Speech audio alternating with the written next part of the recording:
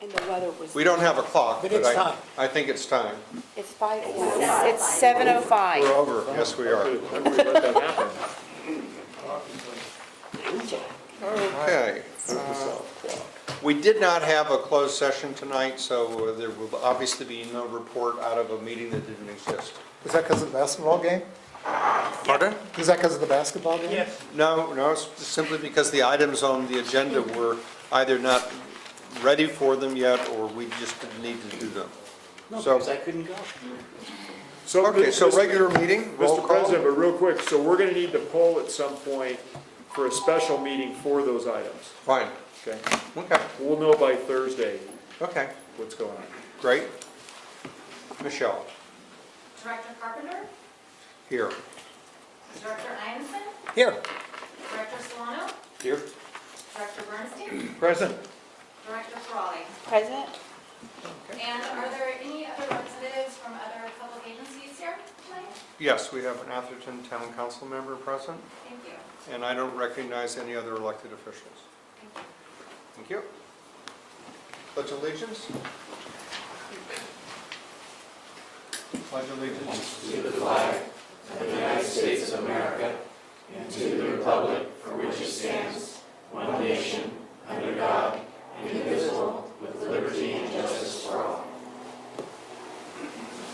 Okay. Public comment number one, number two. Are there any members of the public who would like to address the board on items that are not on the agenda? You're standing at the podium, is that? Oh, I'm sorry. Oh, that's okay, I know. Say something. Say anything. We'll get to her. Okay.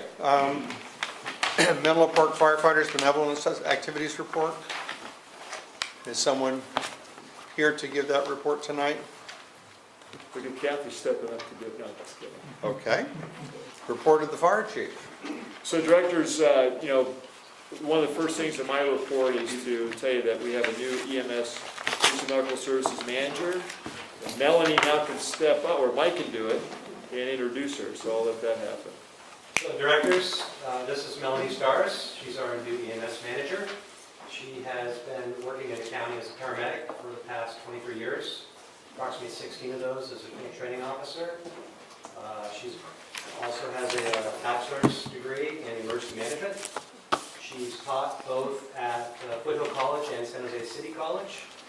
And she recently went to San Joaquin to be the clinical supervisor for San Joaquin County. And then we were able to bring her to Menlo Fire as our new EMS manager, so we're real happy to have her. And I think that she's going to bring our EMS division up to new heights. Welcome, and thank you for Welcome aboard. joining a great organization. I agree. I appreciate all of you, and I'm really looking forward to working with all of you as well. Nice to meet you. Okay? Thank you. Thank you, Chief. So directors, the rest of the report, let me go over a few things, which is on the new entry-level firefighter testing. I'm happy to tell you that we finished the chief's oral interviews, and currently we'll have 11 individuals starting in backgrounds.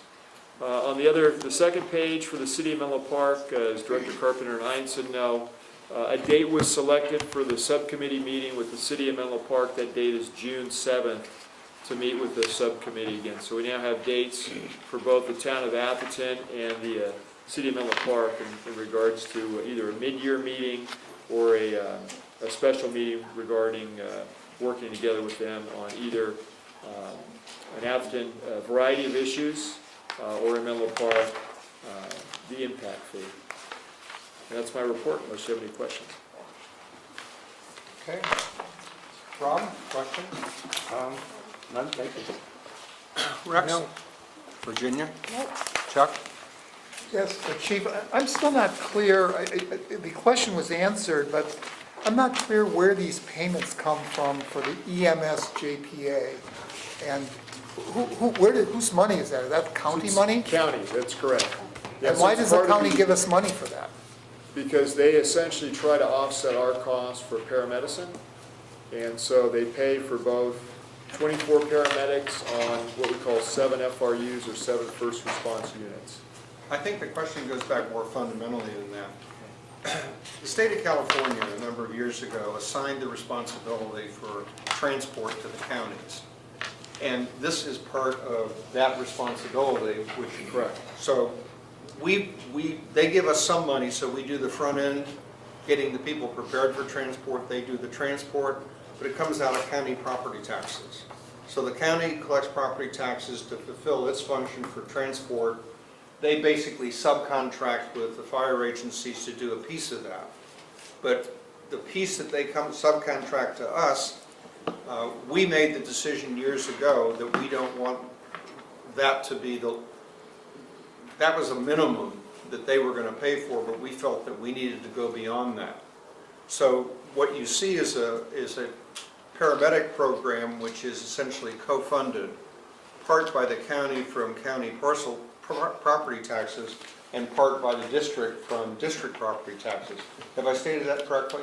Yeah, it's fairly correct. I mean, so the ruling basically by the state was called 201 rights. And so the 201 rights were granted to the county and not to the individual jurisdictions, because if that had occurred, we could have done transport. At the time, we're looking at that. So we have to go through the county. The most significant change in the last contract was we used to be in order. They had the county, then the provider, which was AMR, and then the fire agencies. That was problematic and created a lot of difficulties.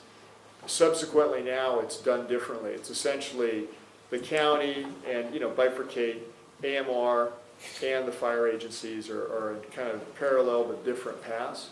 And so to Director Carpenter's point, what the agreement does by having first response paramedics in the field, not saying they have to be on an engine only because it's an FRU, is it allows the clock, if you will, to be allowed to run longer until the transport ambulance needs to get there, because as soon as the paramedic arrives on scene, essentially advanced life support care is being given. So they can do their deployment plan differently based upon then parameters of time that are set on the ambulances and their arrival times. Okay, and then when our allocation comes, they've taken out of that the dispatch costs. Correct. Yeah. When do we know what the dispatch costs are, such that we would know whether we're worse off or better off as a result? Typically monthly, and how they do that is they'll take, there's a formula, it's called the 90-10. So the 90-10, basically 10% is a fixed cost and 90% is on volume. So they take all the fire agencies, look at the total number of calls, and then divide that, based upon whatever each agency runs, and put that formula together. That spits out a number. That's the number basically that is taken out from our allocation. And are those from calls generated within our territory or Correct. calls to our units? Correct. That would be calls Wait, within our jurisdiction. For our units or Correct. from our people? No, for our units. So we're paying extra because we're sending our unit, I mean, we have a net, Yes, if we're it's- net If exporters. it's a Redwood City call, then the call, because it's got a Redwood City number affixed to it, a call number, it's affixed to Redwood City. So regardless of who responds, that entity receives that call within their jurisdiction. They're the ones paying for it. I see, okay, that's, Yeah. Okay. No other questions? We'll move on to public hearing. This is a public hearing on the notice to destroy weeds, declaring weeds to be a public nuisance. I'd like to open the public hearing. Call on the fire marshal. As you have before you is a resolution authorizing the fire chief to undertake the removal of weeds and abatement of the nuisances. We have identified a number of properties on our own through asbestos assessment and with jurisdictions we work with. And we sent letters out after we made that declaration last month. And we are currently receiving a number of people that are complying. And of course, they have till June 1st to be able to comply. After June 1st, we will be doing another assessment of those that we did not receive a response from to see who did not comply.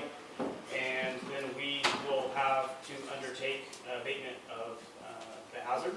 So with that, we now have a public hearing. If anybody has any public comment to object to. Are there members of the public that wish to speak to this issue?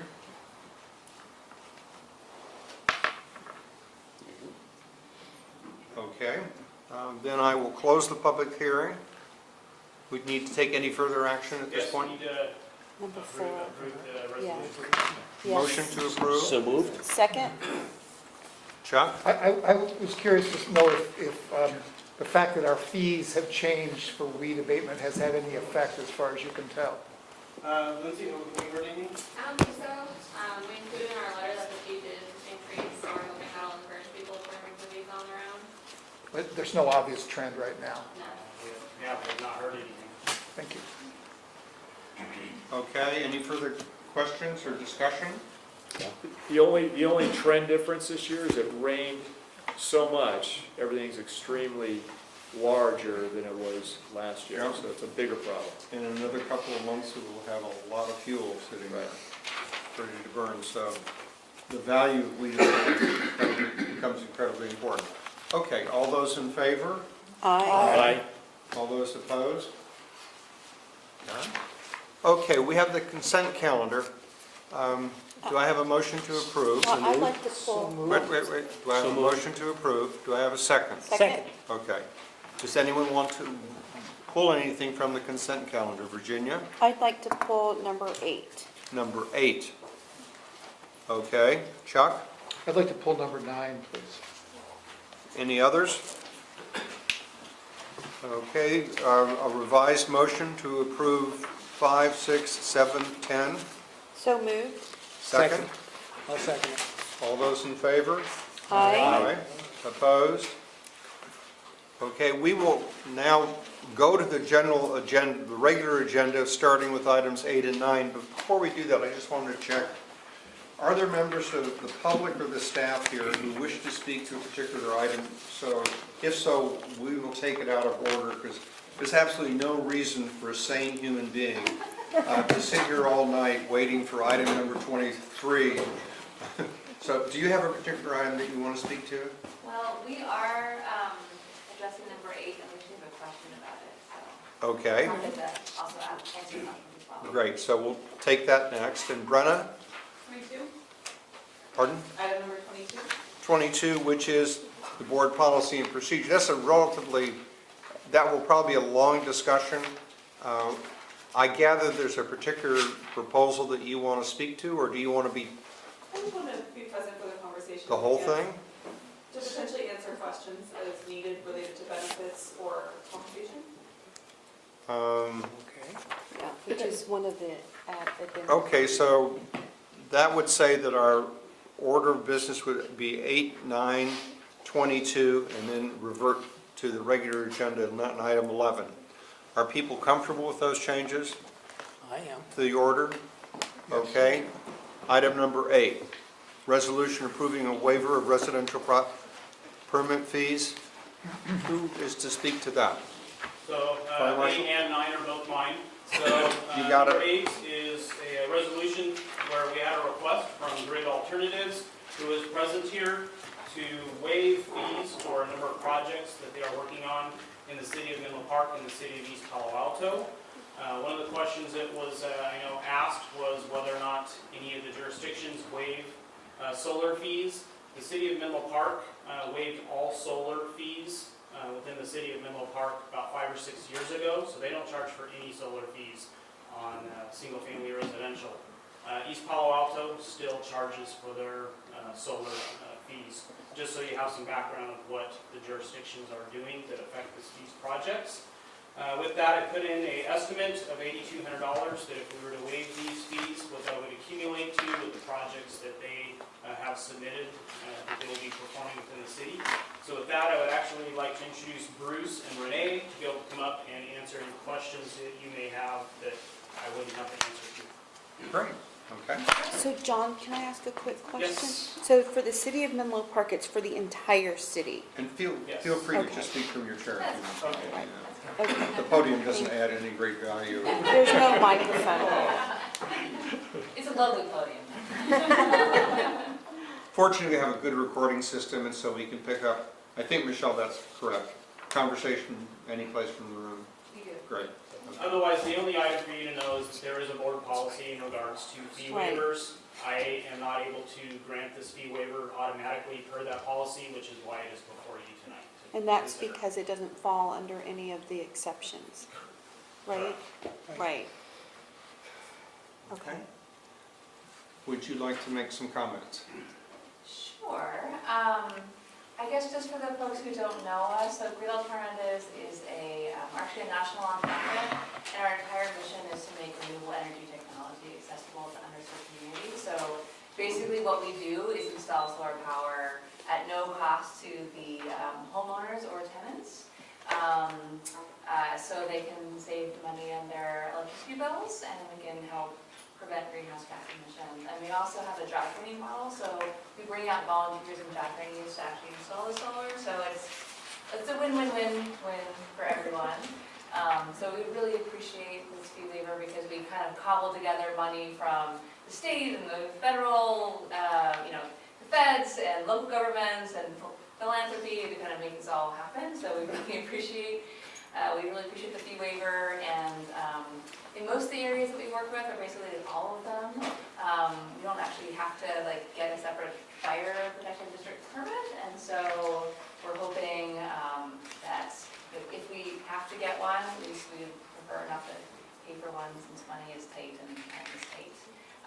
We did have one question, which was,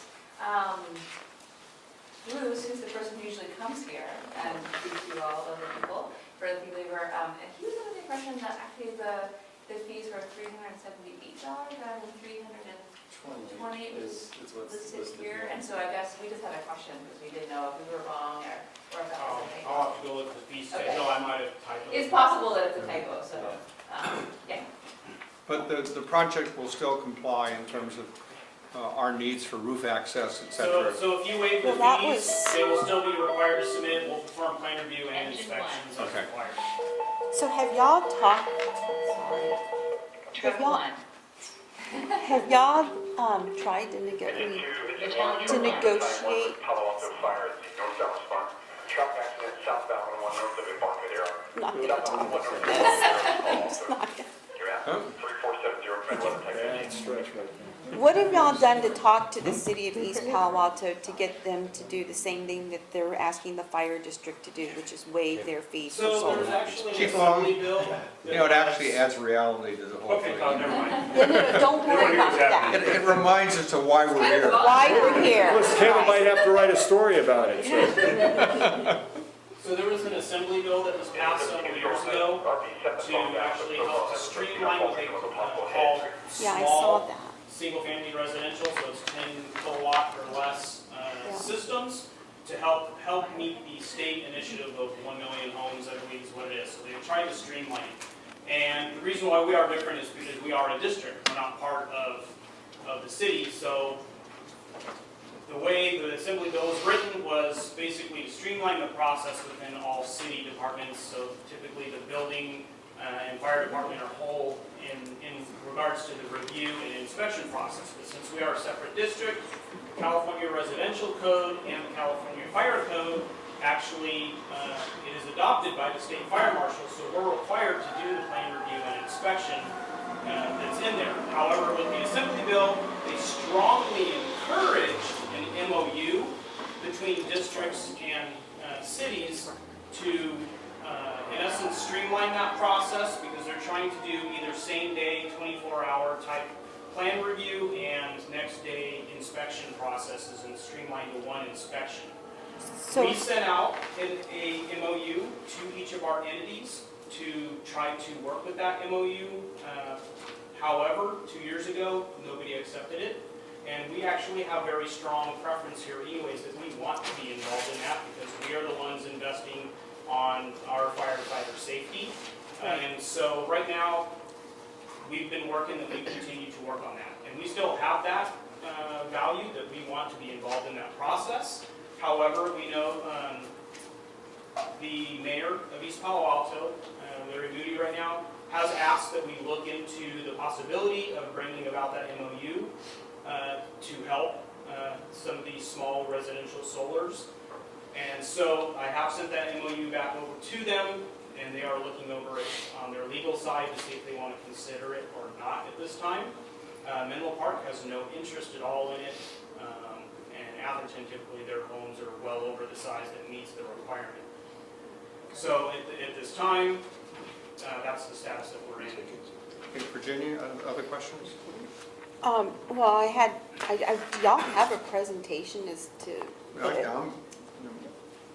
Do you want a presentation? or- Well, I don't know, I mean, because I guess, I have no problems with that. We're being asked to make an exception per the policies, which I get, to waive a fee, which, for solar panels, which I don't have a problem with, except that it sounds like from what our fire marshal has said, is that one of the cities asking us to waive fees is not waiving fees for their own residents, one.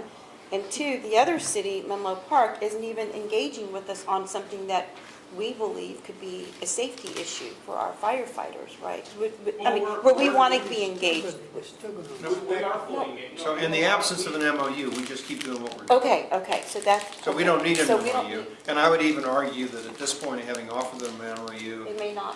we yeah. shouldn't pursue it further, but No, we're- it would come back to us, I We're in presume. relationship Okay, with them all, so great. There is no issue. So do y'all have more information that you can present to the board besides this staff report that we got? Sure, yeah, we're happy to provide additional information. So one of the issues for us, particularly in East Palo Alto, is that because both East Palo Alto and Menlo Park Fire is charging for permits, then we're paying double. So we're paying, significantly more than we pay anywhere else. And for a small nonprofit that is trying to install solar power for low-income families, it adds up to quite a bit of money. You heard Fire Marshal Don Nelson just mention that around $8,000, which is quite a bit of money, and we'd rather be able to put that money towards more solar systems that provide energy savings for low-income families. And Okay. with our mission, any money that we get has to be devoted to that purpose. Thank Rob, no questions? Yeah, Chief, is there a staff recommendation on this? Should we waive their fees? I'll defer to John? the fire marshal, he's the one I who do deals with not it. have a staff recommendation because this falls outside of my purview, so it is. Okay, thank you. Rex? No questions. Chuck? I had a couple of questions. One, could you give me an idea how many people apply for this and how many applications do you have in East Palo Alto? Yeah, that's a great question. So currently, we have a plan to do 25 homes in the combination of Menlo Park and East Palo Alto. We're hoping to actually do a few more. As I mentioned, we have to do a lot of fundraising to make this happen, and so we could actually do more, homes if we found bigger partners to kind of help us, find the funding gap. So that's the current number that we're doing in this fiscal year. We're hoping to do more. In terms of how people But how many apply- applications? I'm still not clear. Oh, sure, Have yeah. people signed up for this already? Yes, we have, of those 25, I would say about half, we have people who have basically signed a contract. And there's a fair number of other people who they're very interested, but we have a lot of checks that we have to do to make sure they're qualified for the program, to make sure their house is a good fit for solar, to make sure the roof isn't too old, and a number of other steps that we have to kind of go through the process. So there's quite a bit of interest. And in fact, we're doing a really big event in Menlo Park. Actually, you're all invited on June 10th. We're doing a big solar-thon in the Belhaven neighborhood. We're going to do somewhere between 6 and 10 installations in one day. It's a big block party and fundraiser. So we're really involved with the community, and we hope to do more in the community in the future. I just had a couple of questions for John. John, I'm not clear, what benefit, since Menlo Park has already waived the fees, at this point, what benefit would an MOU be? Well, right now, we're only looking at the pursuit of an MOU with East Palo Alto. So, So that's the only one. well, you said that Menlo Park didn't engage with you or something, but Yeah, at this point, we don't care. No, when we Doesn't presented matter. the MOUs to each of the jurisdictions, there wasn't an interest.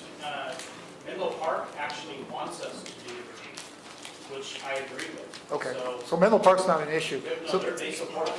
Then East Palo Alto, it seems like they're ready to do something with us, and I would strongly encourage you for us to say, I would vote to waive the fees, but I would come back to East Palo Alto and say they need to do their part in the future, or, And that's where, once we get review of the MOU with East Palo Alto, I'll have to bring it back for your approval. And so when and if that occurs, that's something I need to discuss discussion that, hey, if we're, basically what the MOU would do is just take us out of the process, and we will work with the city of East Palo Alto that they would be able to perform the review and inspection for us. Yeah, I would ask that we not, That- MOU is not on the agenda, Yeah. Correct. you know, It's a separate item. and I have some strong feelings about it. The issue before us is waiving the fee. Right, so I have a quick question. Oh. Well, I just wanted to finish, I think Grid Alternative could do something with East Palo Alto also, and make it clear that that would go a long way toward making us feel better about waiving our fees if East Palo Alto were to do the same. We're happy to push for that as well. Thank you. So out of the 24 homes, just to piggyback on Chuck's number, which I was going to ask anyway, how many, what's the breakdown of where the homes are in Menlo Park? And how many are in East Palo Alto? How many are in Menlo Park? And the ones in Menlo Park, where, do you have any idea where they are within the city? Yes, all of the homes in Menlo Park are all in the Bellhaven neighborhood. Okay. And I believe that we have 15 in Menlo Park and 10 in East Palo Alto. That might be David's numbers swapped, but I'm pretty sure that's what it is. And East Palo Alto, I'm not sure if there's a particular cluster of what neighborhood, but it's all in Palo Alto. And this is your first time in this area, working with We these started neighborhoods? actually started working last year in Menlo Park and just started working in East Palo Alto, really in a more concerted effort this year. We actually hired a staff who's from East Palo Alto, who's been working down here. And we actually have a really great, also related to the San Jose Conservation Corps and Charter School as well. So we're doing job training with them, and we want to do more work in the South Bay because we know there's a huge affordability housing crisis down here, and we really want to see what we can do to help. And so just to be clear, this is just for these 25 homes, this is not beyond this. So how many more homes do you estimate that you will be working with? That's a really good For question. us to, you're gonna probably come back here and ask for another fee waiver for future homes, right? Very possibly, we're hoping. We need to raise some more funds to be able to do that. So currently, we're asking for 25, and we're hoping that we can do, somewhere between 25 and 30 in the next year as well. So do we have anything kind of budgeted, quote unquote, for this kind of, I mean, because if this might be just beginning for this kind of It could be, issue. So, I mean, what can you afford, I guess is my question. I as think a that's department. an item within, we just passed our recent fee schedule, which obviously we waived and reduced certain number of fees. To me, I would consider this being a similar aspect. In regards to our entire budget, this is small. I would say that if you, listening to what you guys are recommending, I would say that if you chose to approve this, you could approve it with either a condition or a strong urging of the East Palo Alto Council to follow suit. The same thing with these permits, and then I can follow with them in regards to their process of permits. Yeah, thank you, Peter. Do we have a motion? So moved. Second? I'll second. All in favor? Aye. Can I Item- ask, exactly what direction, are you just approving the fee waiver plain? or That's are what we're you doing. it in That's what the encouragement to motion Palo was, Alto? that's what we're doing. And I think that you can certainly convey to your colleagues in East Palo Alto the concern we had, that we would, the sense, I think, of the board is that we would certainly expect East Palo Alto to follow suit, but that's not part of our decision tonight. Okay, thank you. Thank you. And item number 9, Okay, so item number 9 in front of you is fee waivers for the Town of Atherton Civic Center Library Project, which is in accordance with the board's fee waiver policy and also the Fire District Law of 1987. I have Marty Hanneman here with the Town of Atherton, who is able to answer any questions or concerns you have in regards to this. So moved. Second. questions? Chuck? Yes, I asked to have this because I don't understand why it's even on our agenda. Since we don't charge other jurisdictions, why do we have to approve this? Isn't that within your purview?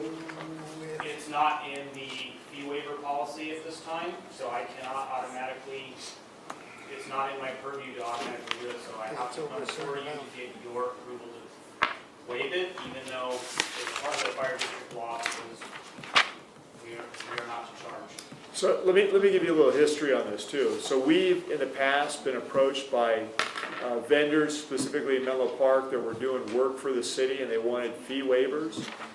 But when the city awarded the contract, those things weren't put in there. So by asking for a fee waiver, the vendor themselves, the contractor, would have actually gotten a material benefit because of a reduction in cost. Yet the city would have been paying for that, as an example. Now this is a little bit different. This is all baked into one project, so it's done a little bit differently than other ones that maybe are contracted the same way. It's actually the town asking. So that's the difference in this case. So but to your question, they don't all come in the same way. You know, different jurisdictions handle this in different ways. Okay, I would just like to ask that, for those where either the county or one of the cities is asking for this, that be added to the policy that allows the fire marshal. Yeah, so that would be You'd have to bring that back to us, I understand. correct. But I'd like you to bring it back, because there's no reason to discuss it, or spend all the paper on it or whatever for something that we just routinely do. And just know that those entities too, we've tried to enter into reciprocal agreements. I'm not saying the town of Atherton, but in the case of Menlo Park, we were never able to reach a reciprocal agreement. Well, you could write that in if you feel that, I mean, that's reasonable to me. You can write in the reciprocity if you want, but I just think that it would shorten our agenda. Okay. Any further questions? We have a motion? So moved. All in favor? Aye. Aye. Okay, very good. Moving right along. We're now on the regular agenda, and item 22 is the updates to the board policy and procedure manual. Brenna is here, and there are parts of that she'd like to participate in. I would just simply make the comment that I think that this is not necessarily going to be a speedy process. I think I've marked 8 or 9 places where I think we need to make changes. I'm not sure about other people. Do you want it? And let me also explain the process by which we do this. According to the board policy manual, every May we go through this review. The last time we actually did it was 2015. We skipped 2016. It is a 2-meeting process. At the first meeting, we discuss particular changes, etc. We agree in principle on what those changes are.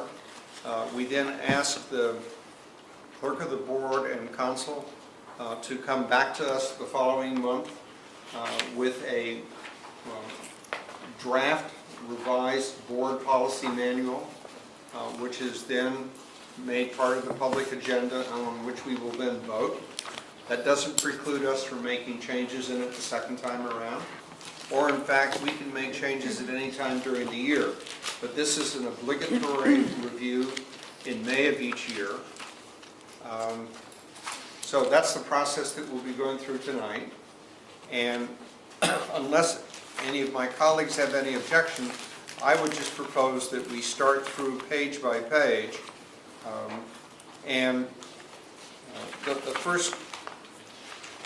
The first comment I have is on page 6. Does anybody have anything before page 6? Peter, are you talking, which page are you talking about here now? Are you talking about The policy manual. policy itself? Policy manual. You're opening Now, this document here, I think we all have a copy which hopefully has the same page numbers on it. I don't think we all have copies. They have copies. It was not included in the board packet because the board packet itself was huge. So I did it, But it it- was but it included was in in- absence. It was in the package. It was in the director's packages, but copy Page was not 6. included. Yeah. It is online. But it is online. Just for the sake of paper, I didn't make copies since it was That's included in fine. last month's. And on page 6, There's several page 6s here, I'm sorry. well, okay, There's a page 6 in the table of contents. It's the manual. the manual itself. The manual. Right, which is the back page If of. you can start with maybe the article number and the section, that will probably be, Well, I'm not sure that's going to help people very much, but I will. 2.51614. Now, is that a bit more helpful than page 6? Page 5. it helps me. I've got 2.5 is page 5, but item number 4 is on page 6. So that's the problem okay, we have, okay, got Michelle. it. Yeah, okay. Okay. And as I mentioned to council before the meeting began, in reviewing this, I found that there are some places where our practice didn't follow the policy. And so in the course of this evening's meeting, I want to highlight some of those, and we can decide whether we want the policy to be changed or the practice to be changed. And the practice on page 6 is, the board member must state at the beginning of each meeting that the posting requirement was met. That is not a practice that we have been following when we had telephone participation. I think it is an appropriate one, but if other people disagree, now's the time to speak up. If not, it will stay in. So you're talking about the member who's on the call, who's Yeah. calling in, right? That's correct. Okay. That's correct. I think it should stay in. We haven't been doing it, but I think we should. But I will tell you that the hotels have a tendency to take it down. You put it up, they pull it down. Okay? I take it on my door. They pull it down. Not on my door, they didn't. Okay. The next issue is section 3.3, which is on page 9. And Director Solano has made a request. Director Solano? Yes, thank you, Peter. Yes. What I would like to create some interest in all parts of our community that the fire district serves.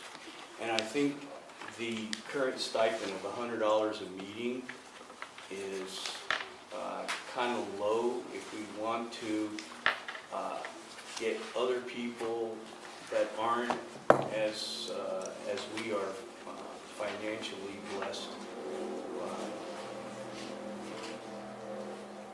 with the positions that we have in our community. So I'm making a proposal here that we raise the monthly total stipend to be $400 a month. Since we do attend a lot of meetings and our regular meetings go quite a long time too, and we have a lot more responsibilities, not only within the community, but outside the community where we represent the fire district. So I think the $400 is more than enough compensation for the entire month.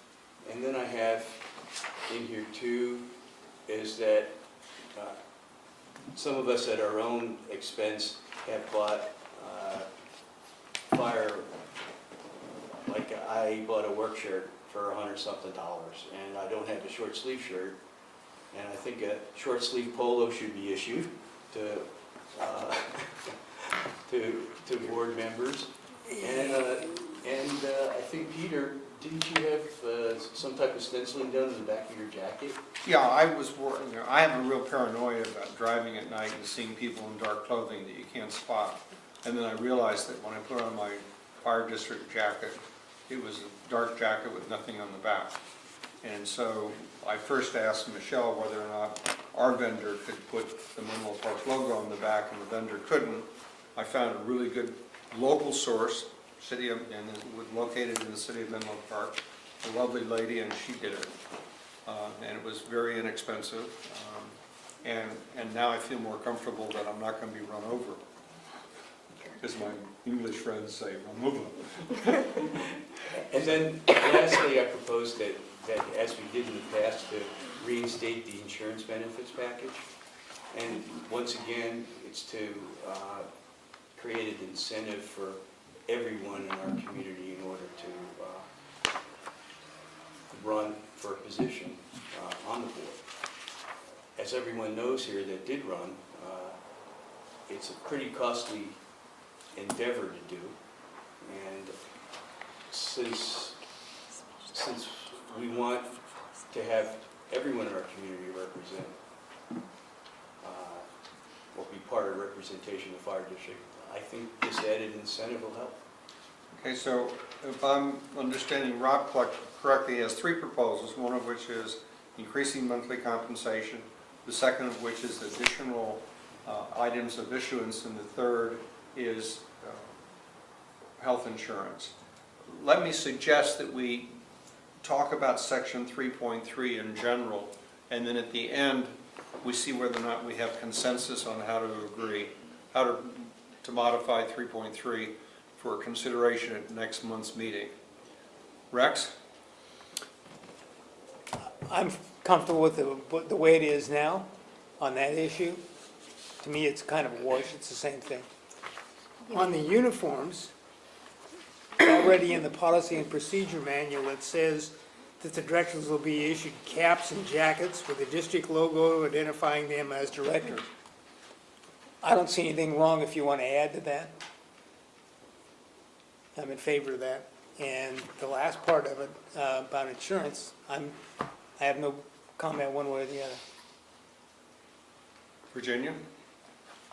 So I just had a question for Rex. So you're comfortable with this current 3.3, right? Yeah. So I am too.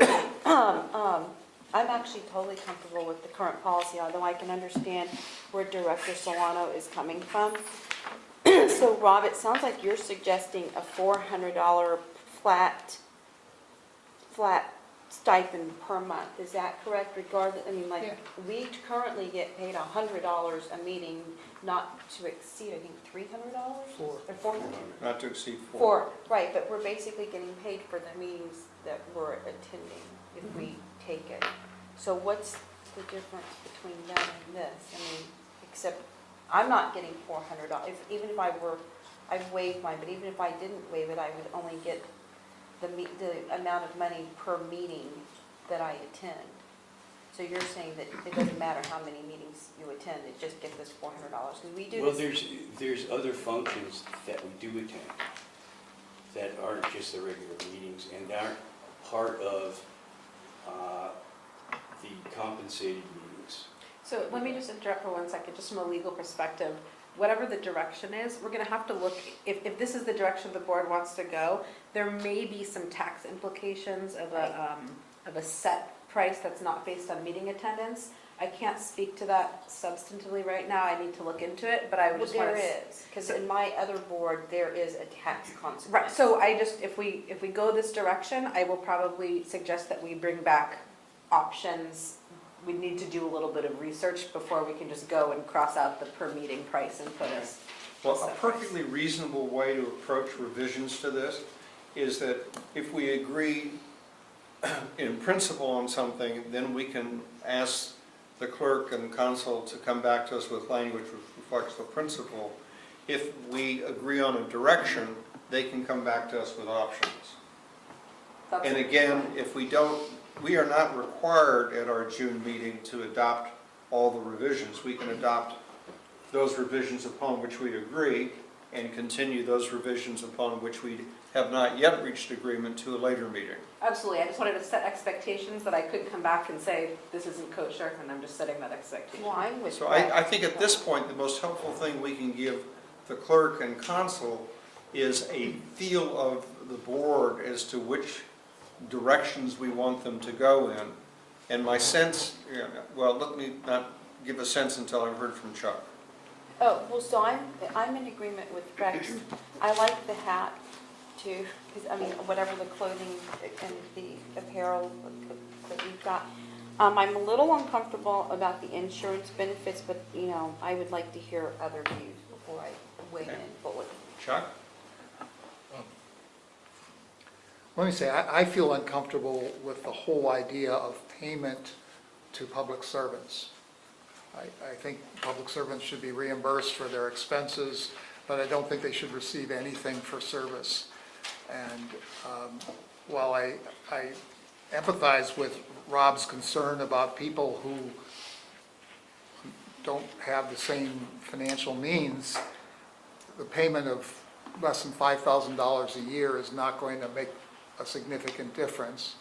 And I mean, as somebody, maybe the only person on the board who's currently employed, what the board has done for me has allowed me to have my full-time job.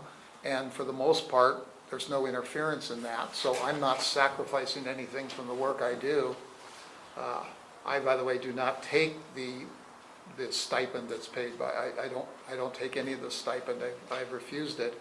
I think it's wrong. I'd like to see us get rid of it entirely. I don't think we should have medical benefits either. Those should be obtained in the other ways that we normally would obtain benefits. And I think the motivation of inducing somebody to run for this board because they're going to get some insurance or something, I think that's the wrong motivation. And so that's not something I'd want to, you know, if I were rewriting these, I would suggest that we eliminate the entire stipend. Okay, I think that there's sufficient information here for clerk and council to explore some of the options that we put on the table. It will come back to the board in June, and we will vote on revisions to item 3.3, consistent with the discussion we had. So I'm not sure that there's, I heard a lot of different opinions, so I'm not sure I'm hearing a consensus of a I'm direction. not trying to give you a consensus. Okay, I'm trying to simply say that one of the issues we will discuss in June is whether or not the monthly stipend will be changed. You will provide us with options and Okay. information on that. Another issue that we'll discuss is whether or not the uniform equipment recommendations here should be changed. And we will all entertain at that time a motion to make a change, and if there's a second, we'll vote on it. And then we'll do the same thing with respect to insurance.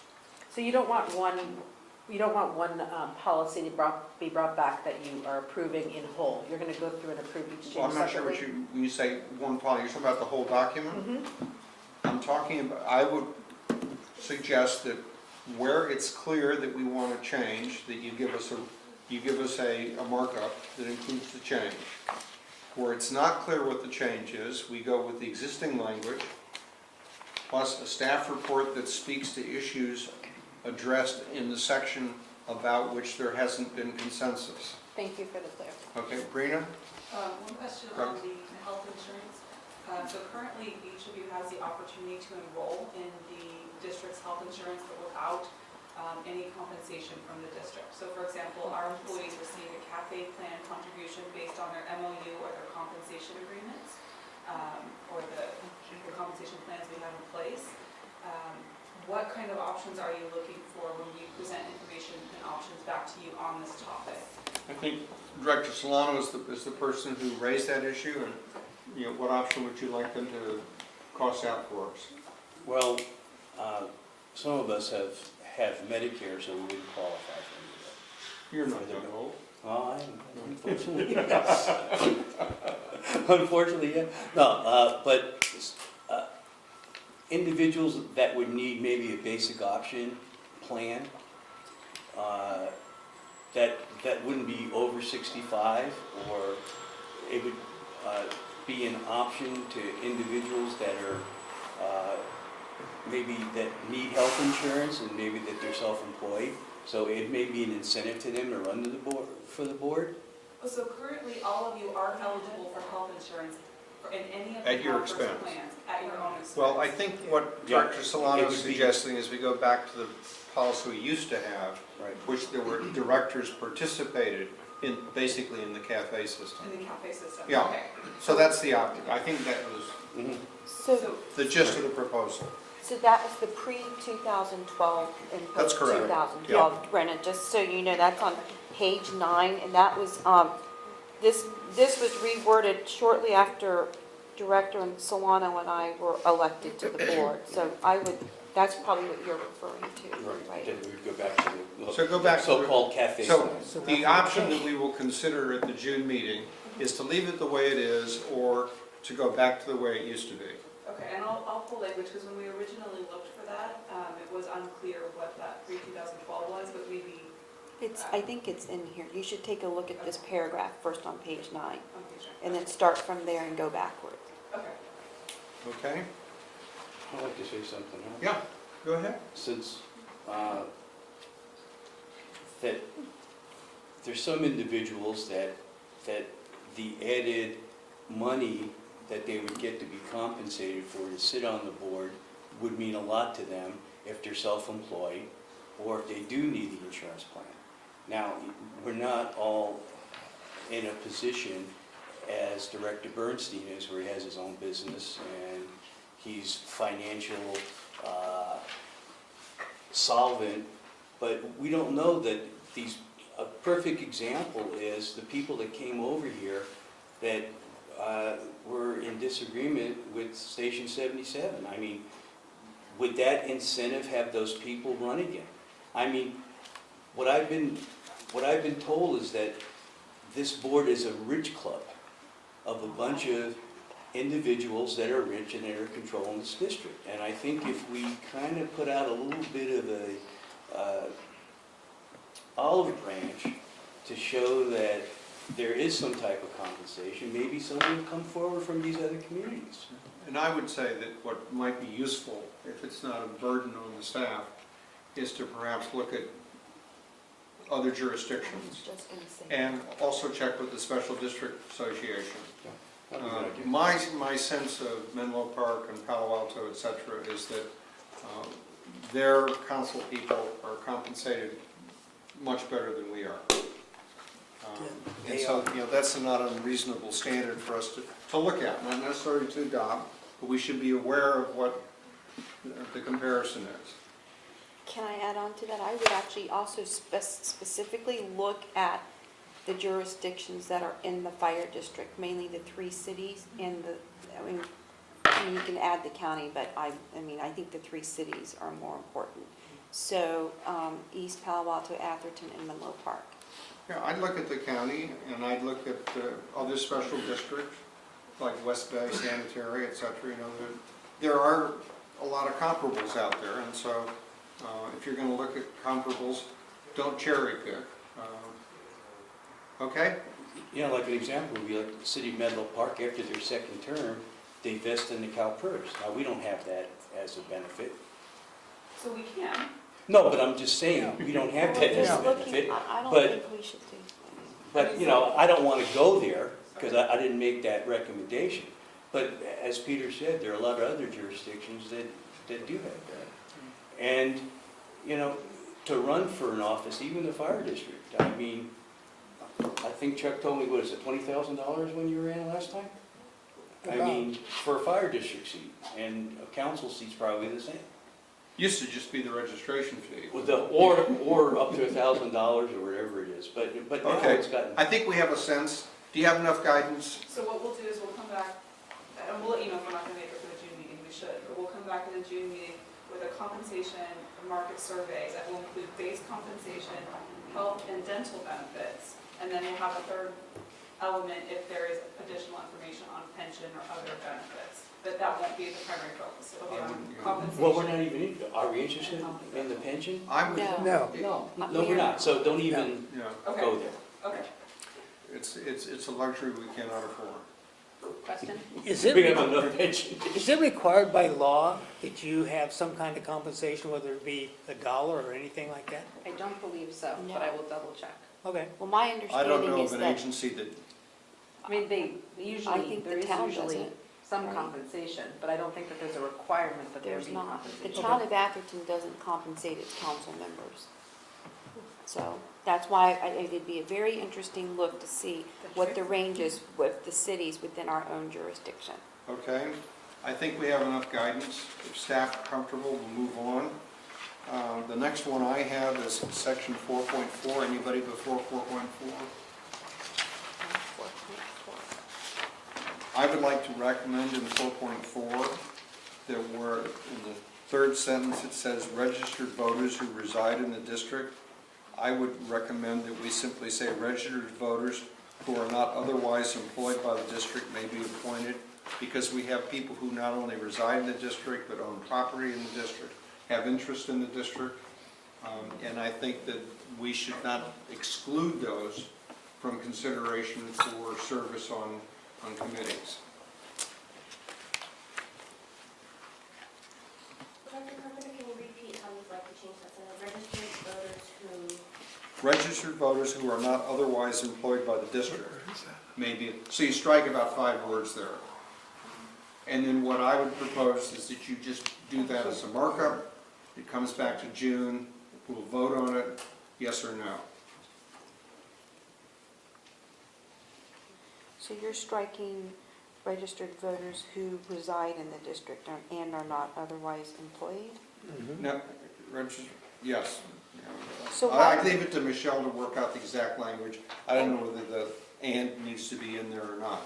I think once you Well- strike, you say registered voters who are not otherwise employed, yeah, that's a complete sentence, but I don't like to write sentences for the clerk of the court because she does a much better job than I do. I'm not clear, are you getting rid of registered voters or leaving those words? Leaving registered voters, but that's the condition. Who reside. The But two if conditions, somebody owned property, they wouldn't be only, I mean, they would be a registered voter in the state of California. oh, registered voters in general, not registered local voters. Yeah, I think you need to put some boundary around it in terms of,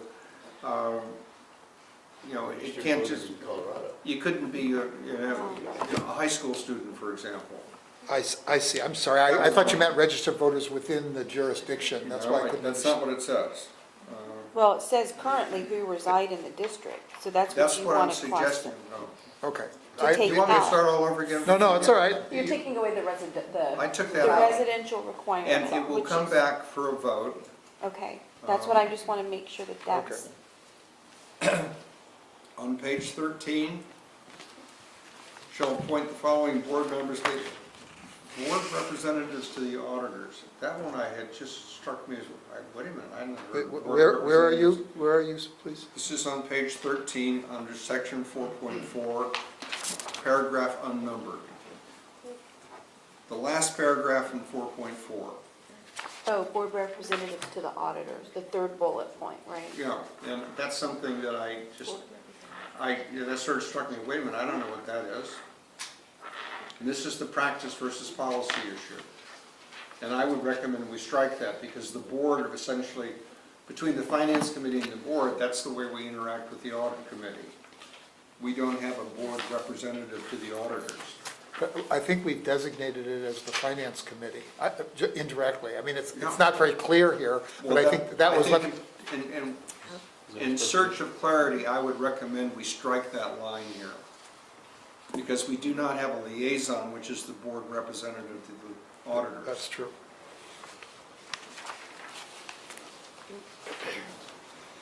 I don't have anything else until section 5.10. Anybody in before 5.10? Okay, 5.10, I find the last sentence, when speaking to the media on matters not related to the fire district, any board member should clearly state that he or she is speaking as a private citizen and not as a board member. I speak to lots of people, lots of times about lots of things, and I don't think I should have to say every time I'm having a conversation with somebody about politics or religion or my finances that I should say I'm not speaking as a board member. If it's not related to the fire district, I don't think I should have to preface it with that comment. So I would ask that we strike that last sentence. And so in the markup, I would propose that you show that as a deletion and then we can vote on it. Okay? The whole sentence. The Just whole the last last sentence. sentence. The next is section 5.12, Fire Board Employee Compensation Policy. And just for the record, I have done a lot of outreach and since the Almanac ran their hit piece on our salaries to members of the community. And lots of people say, oh, well, this isn't right and people are getting paid too much. And I said, wait a minute. See, we have base pay, which we negotiated, and then nobody is getting a penny that they didn't work for. And yes, there's a lot of overtime here, but you only get overtime for hours you work. You don't get overtime for hours you don't work. And then I tried to say to people, here's our compensation policy. Which of these things would you change? And I have not gotten a single recommendation back from a single member of the community to change anything under 5.12. And so I just report to my colleagues that having reached out in a number of different ways to people, and saying, this evening, we will be reviewing section 5.12. Please let me know if there's something in that section you think we ought to change, and I have heard nothing from the community. So, other people may feel that there are other principles here. I think we worked very hard to come up with these principles, but if people think that one of these principles needs to be revisited, now's the time to raise the issue. Hearing none. I don't have anything else until I get to section 8.4. Anybody before 8.4? Going once? On page 31, which is 8.4, paragraph unnumbered, it says, the minutes of the board shall be maintained as hereafter outlined. Item 7, complete information as to each subject, including the roll call record of the vote on a motion if not unanimous. Now, I know that Michelle records the vote when it's not unanimous, but she doesn't do a roll call. So, It might just be meaning a roll call, meaning naming the people. I know what we do, but we What it don't do a means. roll call. Right, So right. I would suggest record of the vote on a motion if not unanimous, but not a roll call. We still have a question, because I actually flagged that too, Peter, and I'm just curious, is it required, because I know some special districts do roll calls, so is that a requirement? There was a recommendation that you do a roll call vote.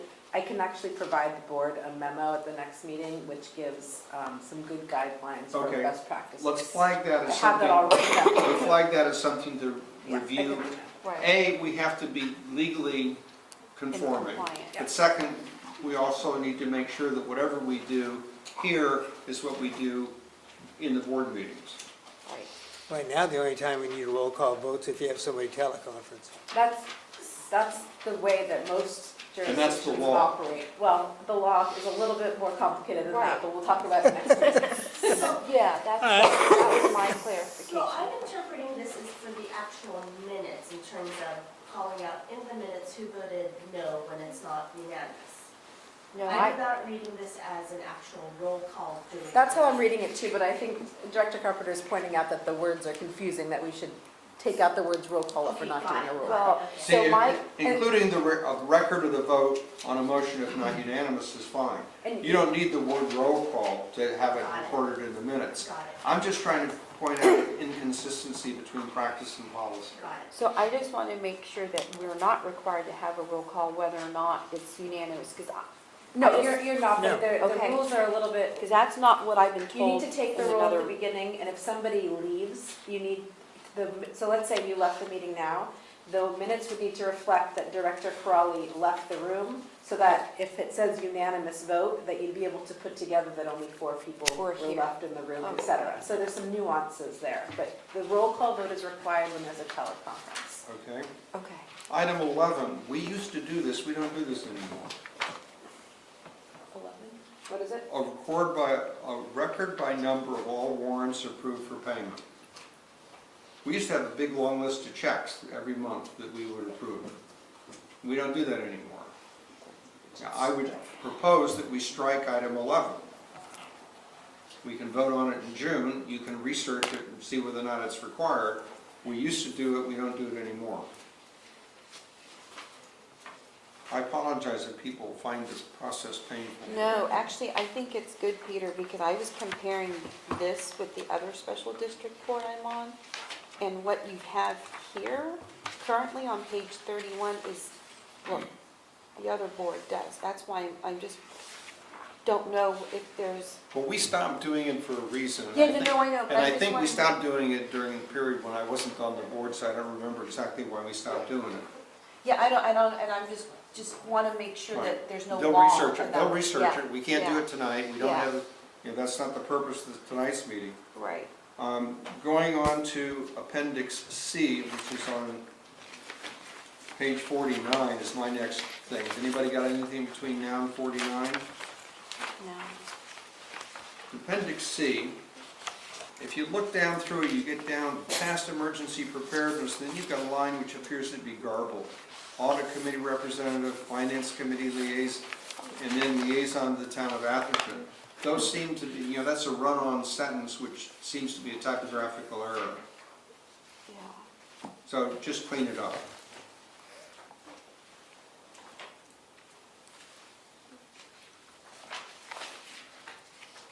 And believe it or not, that's all I've got.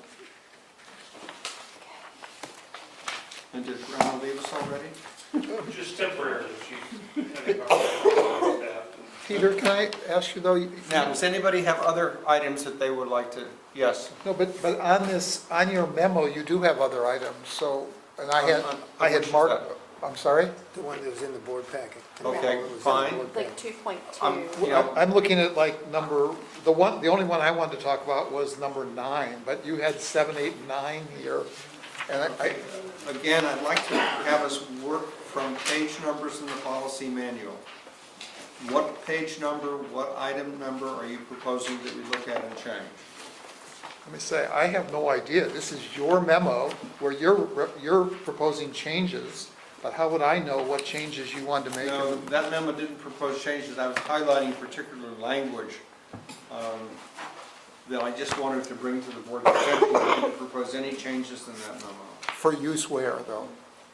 Like, Those are extracted from the existing document. I see, so these aren't changes. There's no changes in there at all. I'm sorry, I did not Sorry. understand what this My memo was. prep, it wasn't written for that purpose. It was written to just simply highlight those issues to make sure people focus on them. Oh, okay. But I was not proposing any changes in that memo. I see. Okay. Okay, anybody else want to make a recommendation for a change in the draft, which will come back to us in June? Including staff. Does staff have any changes that you would like us to consider in the board policy manual? Does it- Virginia? If we approve the Public Communications Committee, that would probably need to be added. That's an item on tonight's agenda, so that will come after this Right. discussion. Okay, but I just want to make sure It everyone. would have come before this discussion, I but know. we moved I know. 22 That's up, okay. so, we will, again, as I said, we can change the manual at any time during the year, but by our own rules, we must review it each May, and that's what we're doing. Director Carpenter, you did have a supplementary email about dissents, protests, and comments with the proposed addition. Did you want to mention that one? Where is that? Oh, that was on item 9.6, I'm sorry. Yes, I did in fact. Item 9.6, and this comes up because from time to time, there are differences of opinion and people vote in the negative with the majority voting in the affirmative. Item 9.6, and I'm sorry I didn't mark this when I went through it on page 34, makes a provision which we honor and respect, which is if somebody votes against something and they're in the minority, they are allowed to then say why.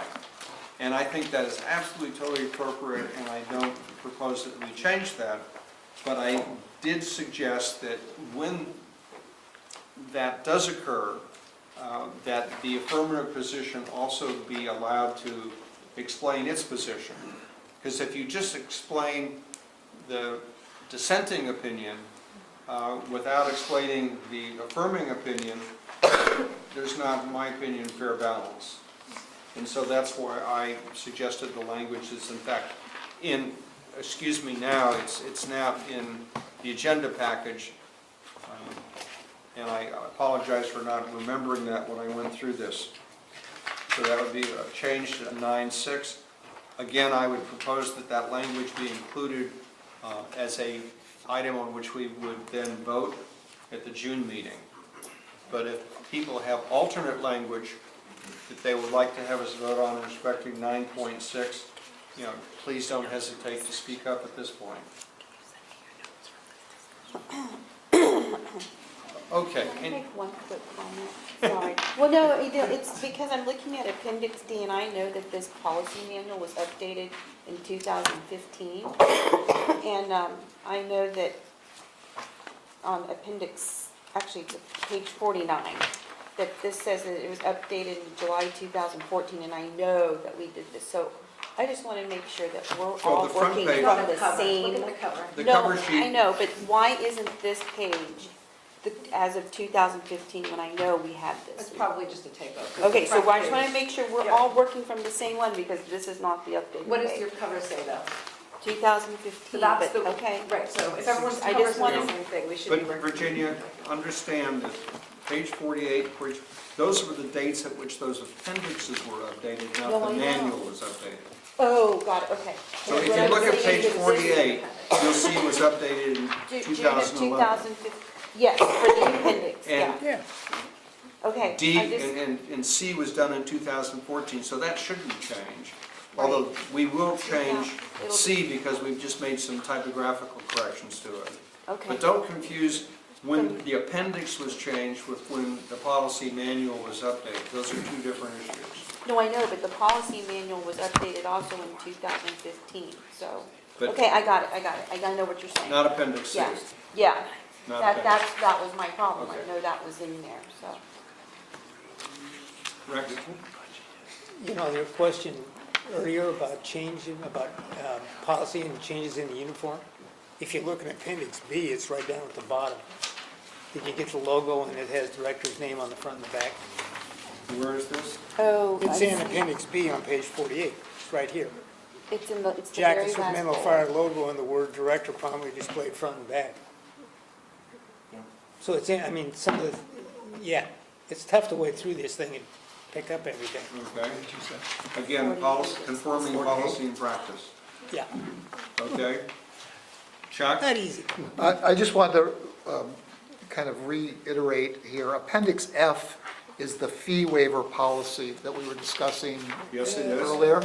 And I'd like to request a recommendation from the district about things that we do routinely, not bringing them to us. And either the policy of just doing it routinely for jurisdictions or jurisdictions where there's reciprocity or whatever you feel is the right policy. I would just like to have a policy so that those matters can go without us having to deal with it. Okay, duly noted. Okay. Any other comments? If not, I would like to ask council and clerk of the board, do you have sufficient guidance from the board on this to do a proposed markup? Yes. Keith? Good thing you got a month. I'm good, Director. Okay, fine. Item 22 is finished. We now revert to item number 11, consider and discuss 2017-18 proposed budget and the full-time equivalent staffing level. Do we need a presentation, or is the presentation in the staff report sufficient? So we don't have a presentation, we have Kathy. Kathy, I I was was, That's a planning to presentation. just kind of go through it. Well, do we need to just kind of go through it, or? I don't know, you tell me. I presume people have read the staff report. I Yep, presume people have read the budget. yep. Yep. If there's some high points or something like that, fine, but I don't want to waste people's time if we've all read it Sure. and we've read your staff report. Okay. Put a lot of time and effort in the staff report, it was Very well good job. done. Thank you. I think it answers a lot of questions. Thank you. Do people, let me just, okay, Rob, questions? I think very well done. Thank you. And long? And very Quite a long, great very deal of heavy. time into this. Yeah, Great, thank you. Okay. good Rex? job. Thanks. Good job. Thank you. Rex, do you have No, I have any questions, no questions. Virginia? I think good job by the staff and the finance committee. Chuck? I have two things I wanted to say about it. One, I have in the past been kind of dissatisfied with our budgeting process, but I think this is a vast improvement. I mean, I think it's really good. It's not just an improvement. I think it's clear. We know where these numbers are coming from. There's no repetition. The explanations are done well. I think an outside person could read this. They might have some questions, but I think they would at least understand the structure. And I think it's vastly, vastly improved, both for our use and for the public's use. So congratulations, thank you. And Chuck, before you go on to your second point, may I just take this opportunity May I just take this opportunity to thank both you and Kathy for all the work that you and the staff have done on this. And because, I think we have come a long way. And I think a lot of credit goes to Director Bernstein for asking a lot of questions and raising a lot of concerns about format and presentation. But I think equally important, the staff has risen to the challenge of trying to put it together in a way which is more coherent and understandable to the public. Great, thank you. And I do want to point out also that Long Land had a great deal to do with this. So let's thank him as well. Santiamar, thanks too. Yeah. Okay? Chuck, you had a second point. Yeah, this actually relates to the substance of the budget. I'm not going to make a big deal about this, obviously I'm voting for the budget and so forth, but it is a big deal, I think, and that is that I don't feel we have given sufficient attention to the volunteer civilian effort in the district, and I've raised this for several years, and as I'm kind of nearing the end of my 4th year here, I feel very frustrated that I haven't been able to have much impact on our preparations for catastrophe. And that's going to require volunteers, not just a handful, but hundreds. And 2 years ago, this board, almost 2 years ago, I think, to this meeting, if I'm not mistaken, this board passed a marketing plan for civilian volunteers. We allocated $500,000 for it. Not a dime has been spent on it. And I just want to do whatever we can. As far as I can see, the word CERT isn't even mentioned in the budget. And it's just something that's, we've got drones, we've got all these new buildings, new vehicles, new engines, new, lots of stuff, all of which I'm in favor of. But the big thing that's going to make the difference in the catastrophe, when we need everybody, it's just not here at all. And I would like to see this next year devoted to that. I'm pushing real hard to have that happen. I'm told that some of the monies are in here, but they're certainly not called out. And I just will hope that the district will spend the monies that are allocated. I set a goal, somebody asked me, what maybe we could do, and I was saying, we need 100 CERT volunteers in the next year. We need to train 10,000 people, and we can do that. I just had a meeting with the guy who's got 8,000 of them sitting in East Palo Alto on the west side, and anyway, it can be done, yes. I would suggest that at a future meeting, whether it's June or July, that we do focus in on this. I have a real I have a hard time talking about this issue dispassionately. One of the things, though, that I have learned in my years of service here is that there are things that we can control and there are things that we can't control. In your correspondence, I think you correctly pointed out that one of the places that's done very well has been the ADAP group, which is a group of citizens who happen to be located within the town of Atherton.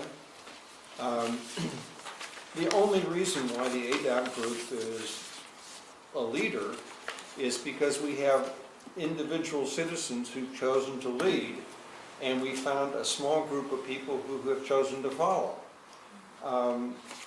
The fact of the matter is that in all of my years of service, I have yet to figure out a way in which this fire district can stimulate citizen participation.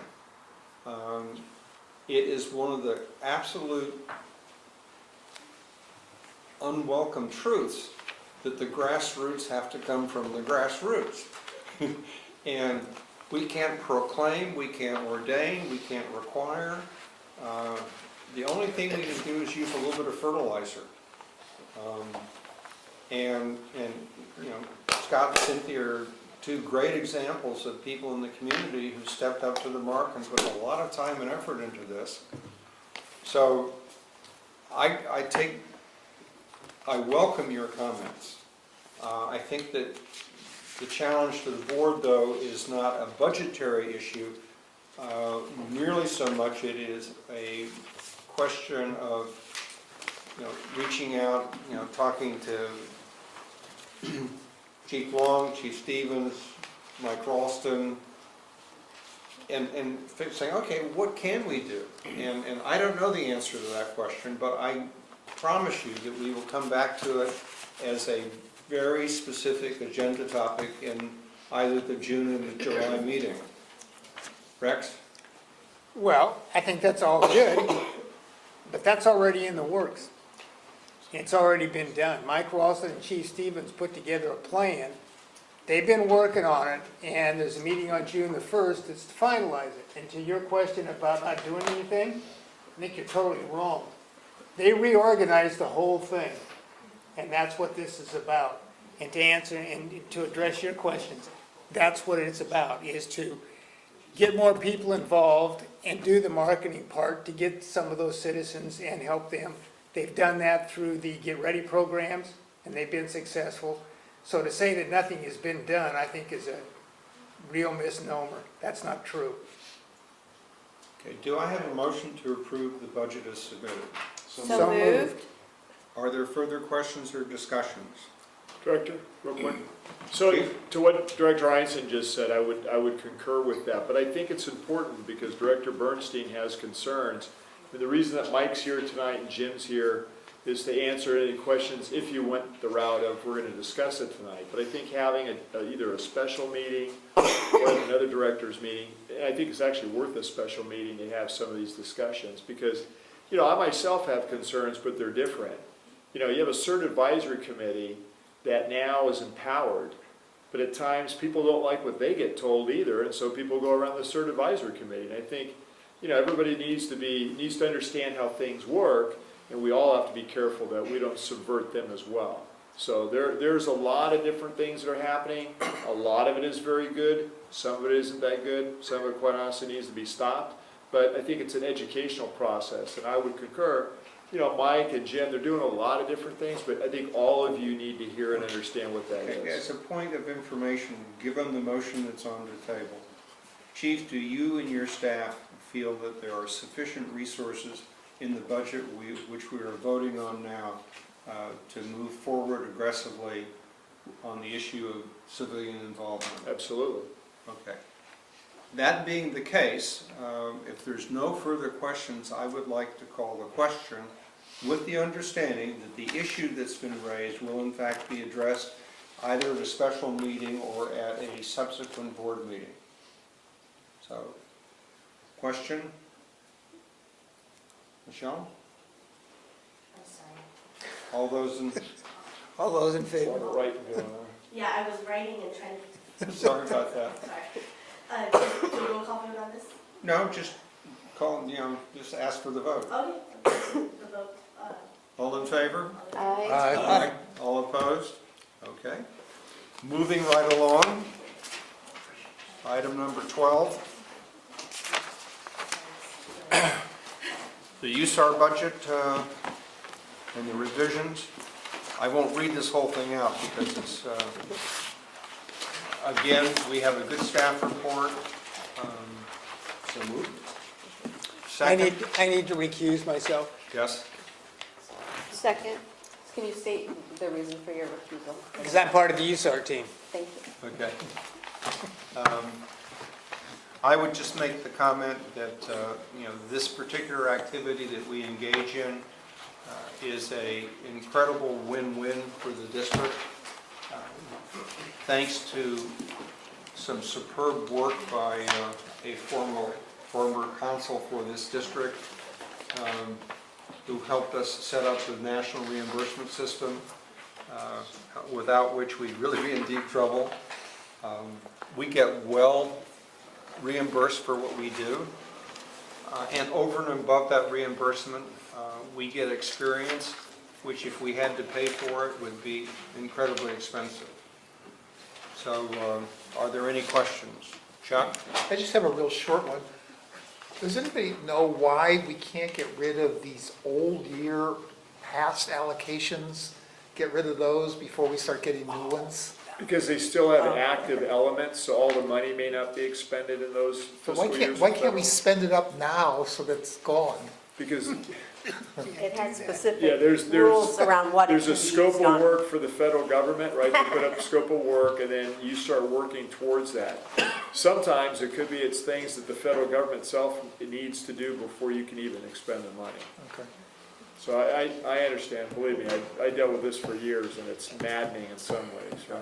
And speaking as an old Fed and out of the office and managing budget and some other places, there's a sort of a fascinating little system in the federal government, which is that funds have to be authorized, and then they have to be allocated, and then they have to be, quote, spent within the fiscal year.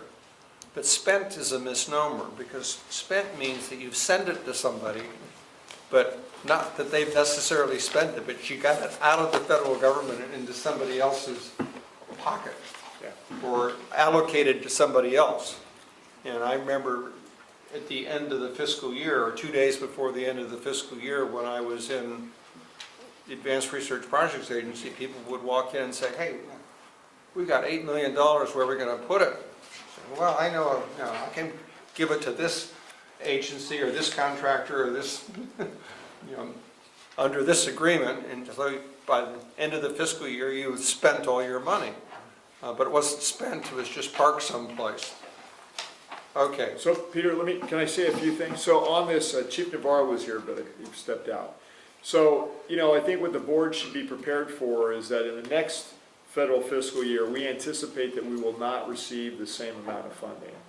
That's just the trend that we believe is going to happen. So we'll see, but that's the prediction right now. It may be going down anywhere from 10 to 20% is what the rumor is, but as it comes forward, as things go, then we'll see that. Let me offer you a counter theory. What you're suggesting only will happen if there is a budget approved by for the federal government. Correct. I predict that won't happen, so we will continue to operate under a CR, a continuing resolution. And the rules for continuing resolution are that you can't have a CR which makes changes. So we'll see. So it may well be that this is a case where stalemate in Washington is to our benefit. Could be. Yeah, to what you brought up earlier, actually the reimbursement process through the federal government for deployments is better than what we have for the state system currently for wildland season. It's much quicker. There's a way that they do it. It's electronic. That's not necessarily the way that the state does it. So that's a benefit. And then the other part that you mentioned in terms of the budget and so forth. The good news is we cover almost all of our allocations. There is a mutual benefit by being in this program, but the goal is 100% cost recovery. So I'll talk to you on a sidebar about some other information we got on that. yeah, let's hope. That's it. Thank you. Oh, one last thing, and off the topic. So Kathy has something that she wanted to show you because, speaking to both budgets and the process that we use, we're audited, as you know, every year. We have the auditors actually were here again today, and so Kathy can tell you that we have once again received a CAFR, and we're got the award. Hey, way to go. So how many years now have we got this? Oh, Yeah, what's it say, a 7? lot. I don't know. 7 years running? 5, 6, 7. Yeah, it's about 7. You running out of room on the wall to hang them all? Yeah. Well, and that's Well, for, they give us little stickers now to put on the one yeah, Oh. getting cheaper for too. each year. So this is both for the district budget, but also for the FEMA budget that you saw there. They look at both, so. Now, do we This is half. know whether, Menlo Park, Atherton, East Palo Alto also received this same level of Well, Menlo Park would not have because of their audit. Red flag. They got red flag. So again, looking at comparables, just useful, you might just check and next month let us know who else has been able to match our record of performance on this. Okay, motion to approve, So moved? all in favor? Aye. We need it. Item number 13, consider and adopt a resolution for the district's fund balance policy for 2017-18. The Finance Committee met on this. Chuck, you're the chairman. Do you have any comments from the Finance Committee on this?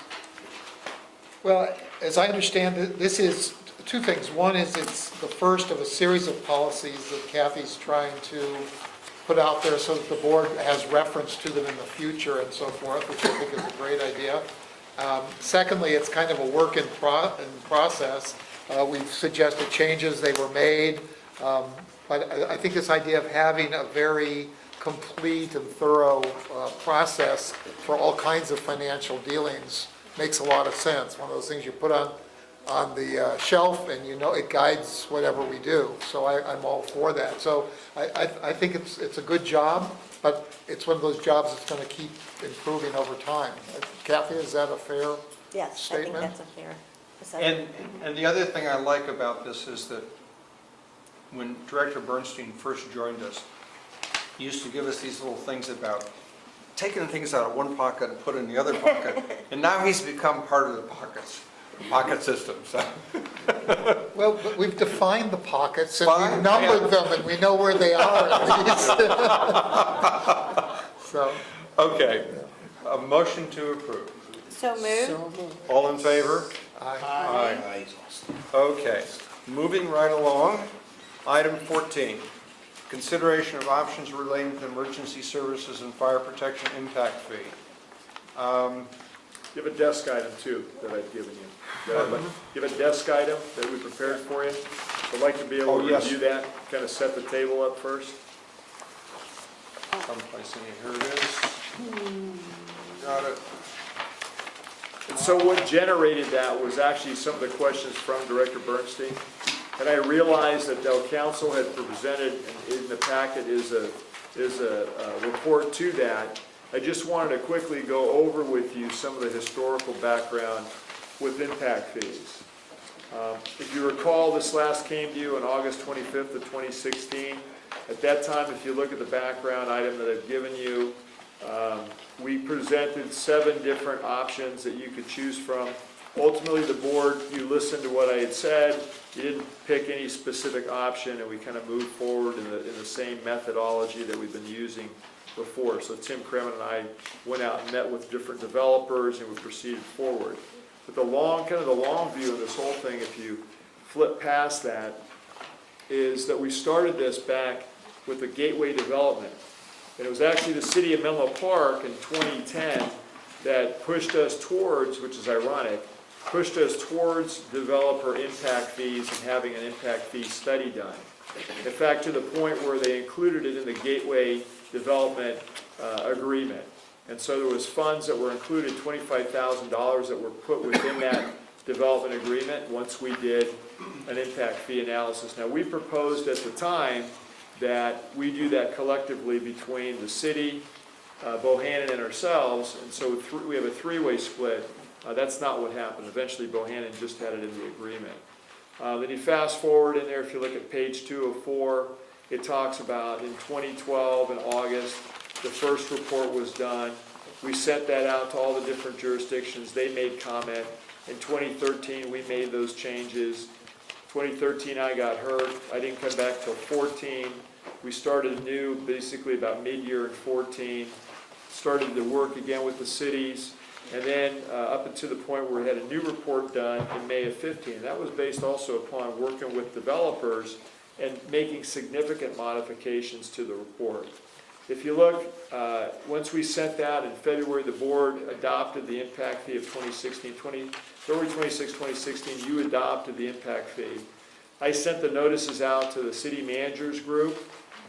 The city managers group actually got together. At one point, it had been decided that the managers had said if one jurisdiction does this, all of them had to do it. That's actually not factual. They don't have to do that. And conversely, they said, if one didn't do it, none of the others Right. wouldn't do it. Right. So, but that isn't, No, but that's what they agreed to. right, they agreed to it. So that's the reason I wanted to tee that up. That wasn't a because legal requirement, that's just what they It colluded was to do. a self-imposed item, that's correct. So in June of 2016, they met, and you can see, and I think the biggest thing for me that's always going to resonate is the response back. Alex McIntyre, the manager with Menlo Park, said, we met, and he backed this up in writing. No strong political case or advocacy for impact fees has been made by the fire board to each of our respective elected officials. As a group, they don't believe that each of them can bring this to the councils or board yet. The current Nexus report information does not present a strong enough business case for moving forward. It appears the district is adequately funded and with healthy property taxes and large reserves, so there is a question of equitable need. If the district wants to move forward, the managers group would like an independent analysis review of the district's revenues, expenditures, reserves, overall fiscal health, so they can make a more informed decision in order to recommend that these proposed fees move forward. One thing that wasn't said at the time was later on, Alex said during a meeting with the city of Menlo Park that the managers had offered to pay for that study. But that was never brought up when this was put forward. So I would have told you that had I known that. He said they were willing to pay for it. Well, that was new information later on. So, distilling that forward to the 4 jurisdictions, they basically gave you an update at the bottom of page 2 that goes into 3. So for the town of Atherton, Atherton had no commercial business structures or multi-unit occupancies. Therefore, it was exempt from the impact fees. So, which already starts to challenge then the all-go or no-go theory because it didn't apply to Atherton. In the second revision, we removed residential impact fees based upon the concerns from both Menlo Park and East Palo Alto that those would negatively impact aspects or people within their community. The very people here tonight presenting for solar were some of the same cases that were being made for lower economic folks and having an impact fee, and that would then be a negative. So that's not the first time we've heard that, and that seemed to be a theme, including in the county and North Fair Oaks area. Immediately after the joint managers meeting, the town manager changed the special study session, which had been for impact fees and for us to present to council in the town of Atherton, to a fiscal analysis of the fire district. So that's when that move was made. And of course, relations, in my opinion, have strained over items like the district's expanded review of the standards of cover, which, as we know, involves specifically Station 3, even though multiple stations serve the town. And I'm not going to get too deep into that. But Yeah, well, let me just stop though. If you go to the town of Atherton's website, they have a whole thing on fire services fiscal analysis. And their justification for doing it is our requesting impact fees. And as I've described it to some interested citizens, it's like you're a business and you're going about doing your business, and down the street there's a bank, and you and the banker know each other and you're friends. And then one day you go in and ask for a loan, and suddenly the banker wants to look at your books, wants to look at your turnover, wants to look at your inventory. And that's what's happened with each of these jurisdictions. The minute we put this on the table, they then said, oh, okay, you've now given us the justification to be your overseer. And as you read through each of these jurisdictions, they have now used our requested impact fees as the justification for them acting as overseers. So moving forward, the town recently contracted with a consultant group, Matrix, to conduct a fiscal analysis of the fire district as it applies to the town of Atherton. President Carpenter and myself, Chief Long, met recently with their vendor to discuss their study. The vendor's questions are included under correspondence within this packet and contain specific questions related to assessment of the town leaving the fire district despite assurances from the town that this was not their intent. So it's changed a little bit, at least in one aspect of that proposed study. In the summary, Changed a lot. That's not a little bit, that's a lot. the I was assured by 2 mayors that that would not be included, and it's there. So, right. That's a big change. So the summary from my review was the proposed impact fees, which is what we're talking about, would have had no impact on the town of Atherton because, again, they were proposed for commercial structures and larger multi-unit residential. For the city of East Palo Alto, it's a little more complicated, although straightforward. The city was originally concerned about impact fees on lower economic residential structures, which was one of the reasons that we as the staff proposed to the board a residential fee waiver for single-family dwellings. The city currently has no impact fees. It's proposed a study that could also include fire services. However, that said, the city did resist impact fee language being placed in their general plan update. As much as we tried to have some language in there, they didn't want that language in there. The city, the commercial development in the city has all but stopped due to water supply and allocation challenges. The city continues to have fiscal, infrastructure, and development challenges, significant ones. And the city manager advised me recently that the city was not interested in joining the Town of Athens fiscal review because I asked them that directly. They didn't see a reason to do that. So in summary, the proposed impact fee presents a significant dilemma for the city that has many needs, limited resources, and, equally limited solutions. For the city of Menlo Park, the city opened the door to the development of the M2 with the Gateway project. They were the ones that opened the door. The building height cap at the time was raised from 3 to 11 stories, and the floor area ratio, or what we call development density, was significantly increased. The vast majority of growth and development in the fire district is currently in Menlo Park. In fact, it's almost the majority when it comes to commercial structures, and you can see that for yourself, obviously. The city originally suggested that we move towards an impact fee model and even included in the Gateway Development Agreement, as I mentioned earlier. The district proposed a three-way commitment for an impact fee study, but ultimately the agreement stated that the Gateway developer would pay $25,000 for such a study. In retrospect, and in light of recent things that have come out in regards to the city's police department, had we known that the city's police department was equally affected by development with no related mechanism for change, personally, I would have suggested that we shared a joint public safety impact fee, and we had that put in place. It's worth noting that the city had used redevelopment funds for code enforcement and law enforcement in Bellhaven, and the only reason I bring that up is because when the redevelopment funds went away, I sat on the dissolution group, and that was actually brought up. So, this isn't the first time there's been a need and an issue out there. Unfortunately for the city, Facebook has stepped up to offer a mechanism for that to happen, which I support. They need more police officers, whatever the mechanism is going to be. But again, had we known at the time that the police department was equally in the same boat that we were in, I would have proposed it a different way. Maybe it would have gone, maybe it wouldn't have. Menlo Park's general plan lists development in Bellhaven and M2 as 4.1 million square feet of non-residential use, 4,500 additional residential units, 400 hotel rooms, 9,900 private sector employees, 14,150 new residents to our local population, mostly east of Highway 101. Not my language, the exact language within the city's police department rationale and reasoning why they need more officers and a different beat out there.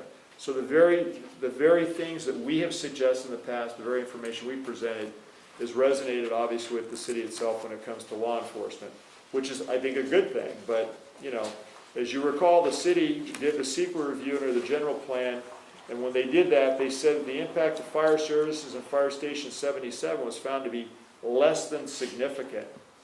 I don't know, it sounds pretty significant to me with everything going on out there, and we can see it for ourselves.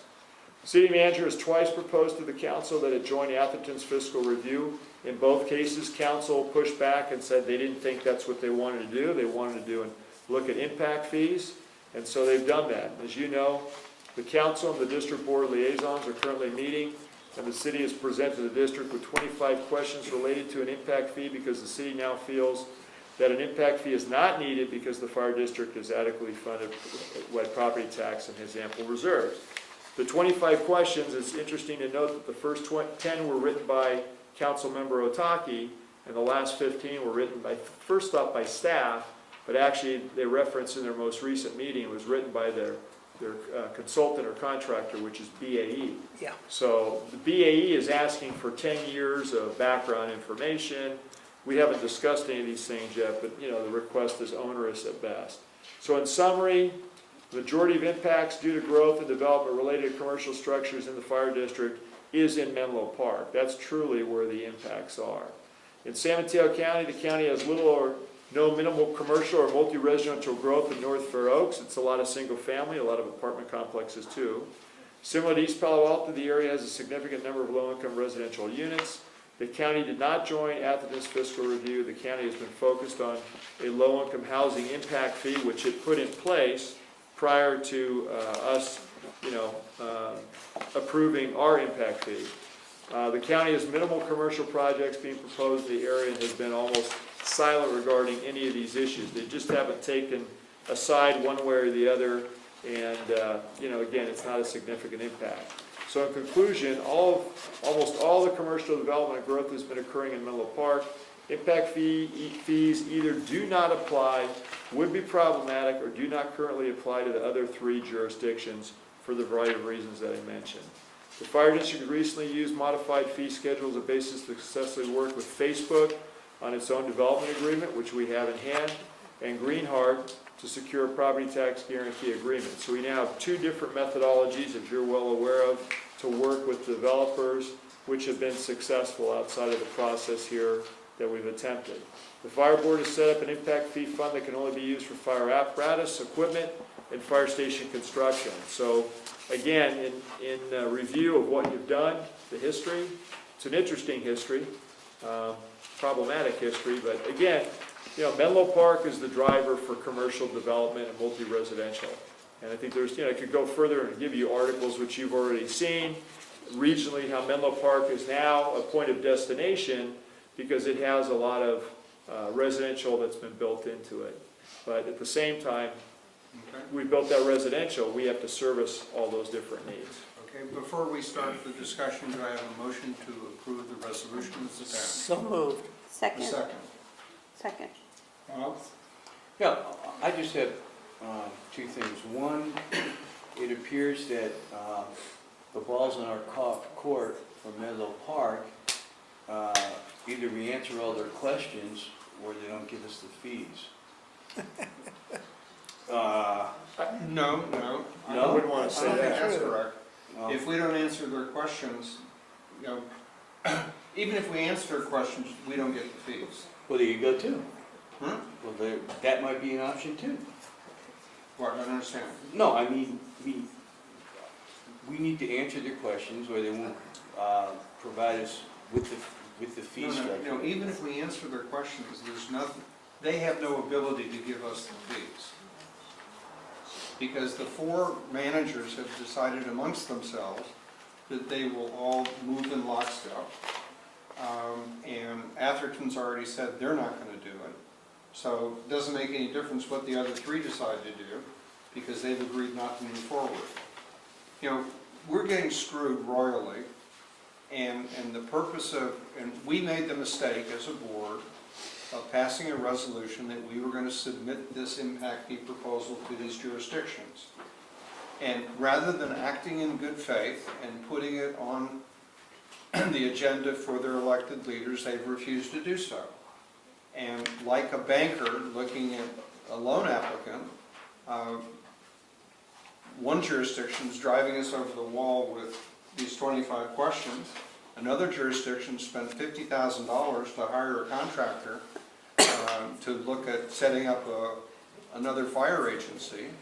So that's why we're where we are today. The resolution we passed before was a mistake.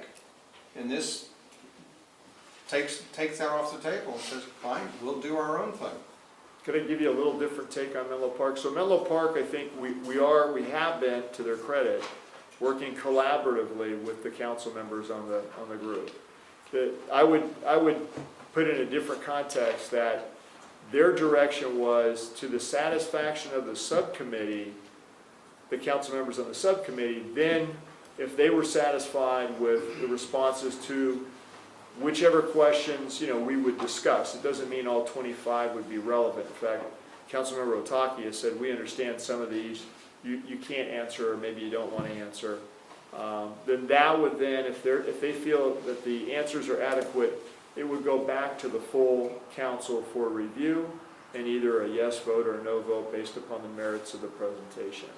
So it's slightly different. I mean, they're not saying no, but they're certainly not saying yes either. They want to know that what's the business case, as was stated earlier, for having an impact fee. Well, to work with these developers and businesses is advantageous for us to go forward with any type of impact fees, the way we've been doing it in the past with Tim's group and stuff. So, and we don't need the city for that. Well, that was my second point, was that, we've gotten ourselves into this mess here with these impact fees, and we've kind of put our neck out relative to dealing with these other councils, these other communities, to try to be their pawn relative to this. Rex? I'm going to save my comments for later. Okay. Virginia? I don't have too much to say, but I don't know if I totally agree with your assessment with the town of Atherton. I don't know, I don't think that they're trying to start another fire department independent of us, but I do Have you think, read the contract? I've talked as the liaison, that's what I've been told. Have you And read I the have not contract? read the contract, No. but I don't believe that's what they necessarily intend, but I haven't read the contract, so, but that's what I've been told by their council liaison and their mayor, so. Well, I was told that by two mayors and I was lied to, so. Chuck? I have some comments, but I'm trying to think of how to make them brief. I did not agree with the Nexus study. I thought it was sloppily done, and I thought conceptually it was just wrong. I didn't agree then with going for the impact fees either based on that, because it was based on a foundation that was just crumbly, in my view. I think impact fees could really be justified by looking at the real impacts and the remediation for those impacts. So if Bohannon goes from 3 stories to 11 stories and we need a ladder truck on the other side of the freeway, that's a real thing. We're talking about $1.5 million, boom. That's an impact. Easy to explain, easy to visualize, easy to defend. But instead we did this accounting approach where we kind of look statistically at our percentage growths and all this stuff, which opened up all this look into the inner workings. And it's hard to defend because it's not defensible. I mean, I think we've got a bad foundation. On the other hand, we went out there and put our reputation on the line and asked for these fees, and if there's a chance we could get them based on what we have, then maybe we should go forward. If not, then maybe we should withdraw as the resolution here.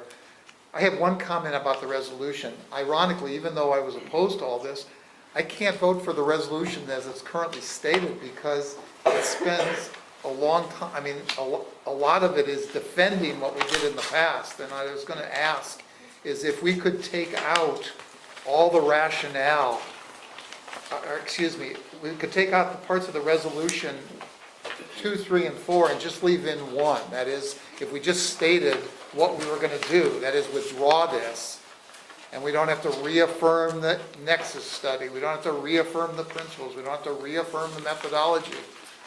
I can't vote to reaffirm that because I didn't agree with it in the first place, and I'd like to join the board if we agree to do this, but I can't with these items on page 2 of 2 of the resolution. So that's all. If I'd like to maybe suggest or propose an amendment to Rex's motion that's on the floor. I can answer your question as to why that language is there.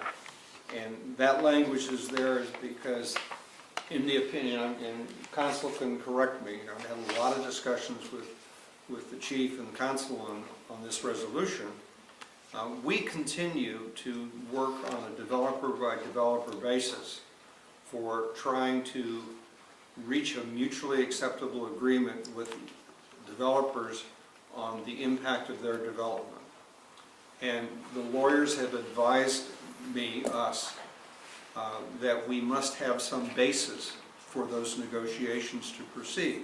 Is that a fair assessment of what you told me? Yes, that's a fair assessment. I'll just add on that it has been the basis of our successful negotiations up until this point. And I understand your concerns and reservations, but it's for that reason why that language exists here, because the staff needs to continue to operate in these negotiations with a policy basis from the board. And that's why how this language was crafted. But it seems to me we could withdraw our request without undermining the previous work that was done. The problem is that the original resolution combined the two. We combined the Nexus study impact fee with the direction to staff to submit this to the jurisdictions. That was our mistake. And so now we have to undo the submission to the jurisdictions part of it, but we can't undo the resolution regarding the study part of it without cutting the ground out from underneath our staff. Okay. And I understand your concerns about the Nexus study. And I would certainly, as an individual, understand if you voted not to approve this resolution with that language in it. And if you want to propose an amendment, that's fine, and we can deal with that. Well, I can't argue with the opinion of council if that's what you have to have in the resolution. I just can't vote for it. But, Chief, Mundell can be acted that. Mundell acted that. Okay, Rex? could I just ask a question though, following with the chief? Are you recommending that we do this or not? I am, in fact, I'm the one that spoke with Director Carpenter about it because, in retrospect, again, of this whole thing, as I sat down one day and we were going through this, not just your questions, but I mean, what council put together, as I mentioned, you have 3 jurisdictions that this really doesn't apply to. And the one that it does is the one that suggested what we're doing. And now has got 25 questions trying to figure out why we're doing it. They started this thing. And to your point, I understand your frustration. I mean, I dealt directly with the developer, with Bohannon, at the table with the city sitting next to him, which is ironic, because the city and the fire district work for the community. And yet, everything we did, I mean, I gotta say, I got chewed up and spit out. And I've learned some really difficult lessons on, Mr. Bohannon wasn't always right, but he wasn't wrong either. He didn't, what he saw was, and here's the words, which still, bug me, shake down, extort, that this is what the district was trying to do to the developers, which couldn't have been further from the truth. And now as you look at what's going on out there, and again, the totality of circumstances developing in Menlo Park, which also, by the way, affects every one of these communities we're talking about, Atherton, East Palo Alto, and the county. It's had both a positive and negative effect. The reality is that there needs to be some degree of understanding. The irony of all ironies is the report and the numbers that come from the police department, who has the same issue that we have brought up over and over again, and yet when it was us, it was seen as, a hostile effort. So, I get what David Bohannon was saying. He didn't want to be the first one to have to pay for everything.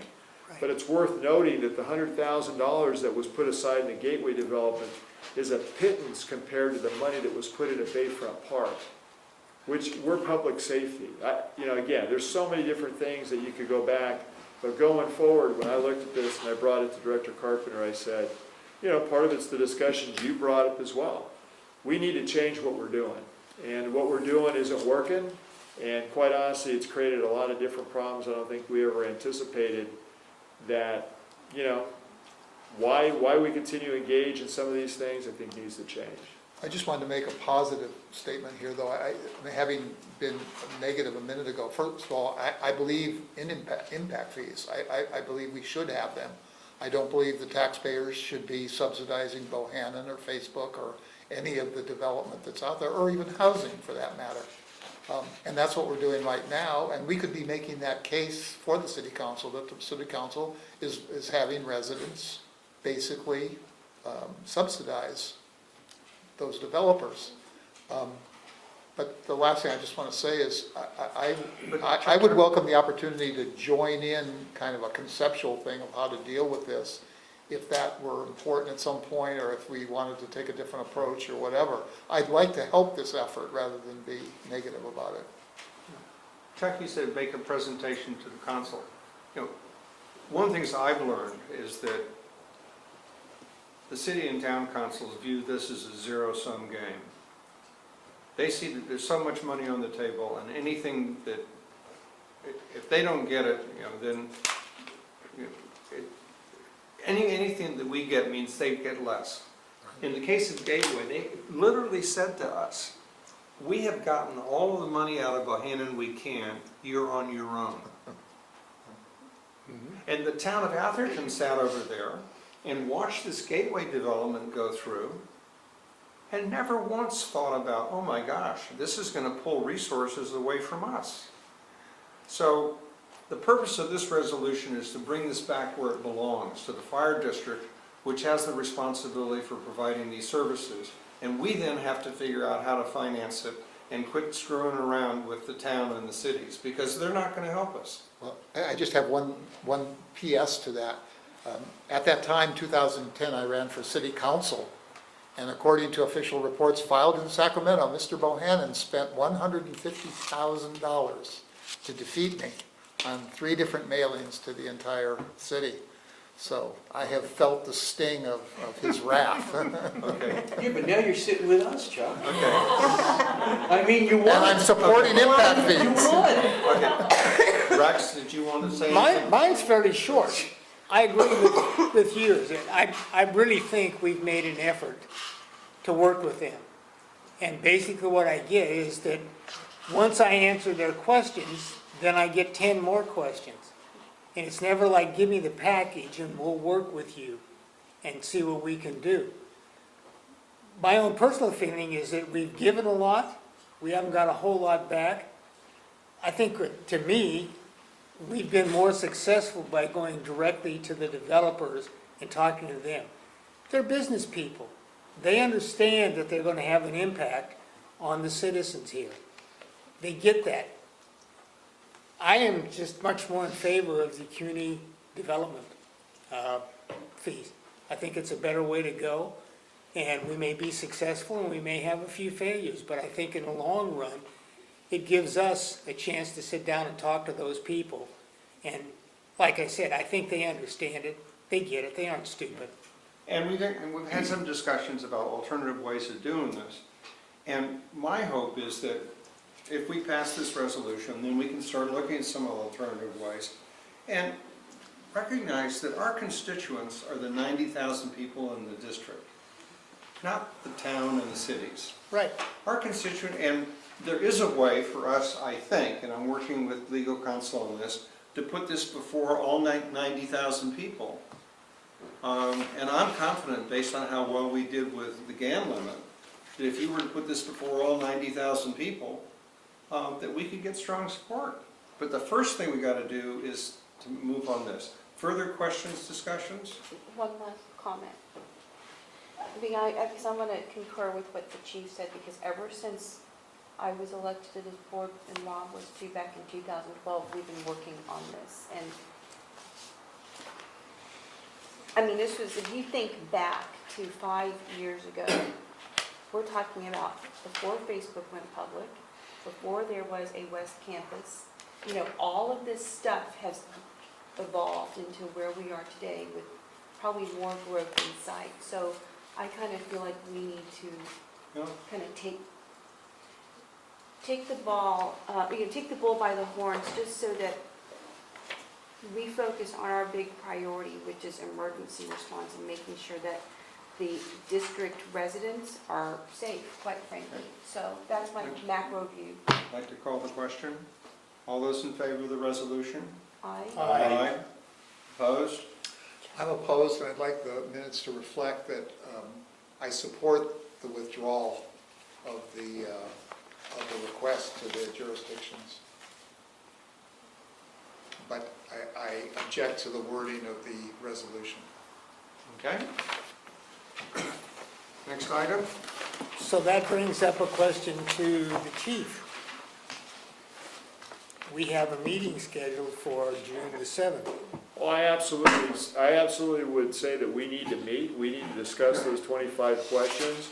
At staff, we've prepared answers and responses to a great number of those that are related to impact fees. If those questions stray, which many have, into the fiscal study of the fire district, that is what the city council itself said it was not going to do. It was not going to join with Atherton, and they weren't going to have that. Well, if we BAE has done that, so we're prepared to answer the questions that relate to an impact fee. We're not going to really address, I think, the questions that, other than have discussion. Because now there's no more impact fee. But Chief, I would just object. I mean, we've taken the impact fee off the table. I think the questions are moot. I still think we need to meet and have that. And I've given you some suggested agenda topics. You know, there's some issues we need to talk to the city of Menlo Park about. And I agree. We need to say to them, You have to designate some public facility zones. You have to deal with the traffic issues. You know, there are a whole bunch of things they have to deal with. Right.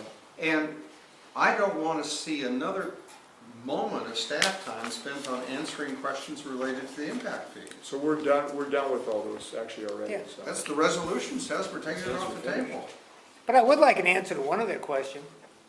I would like to know what they want committee reports from 10 years ago. I mean, I would love to see the answer to that.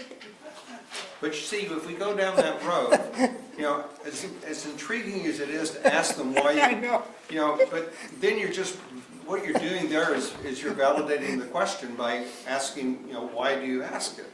I just think, you know, tomorrow you can pick the phone up and say to Alex, hey, here's the board's resolution. All the impact fee questions are off the table.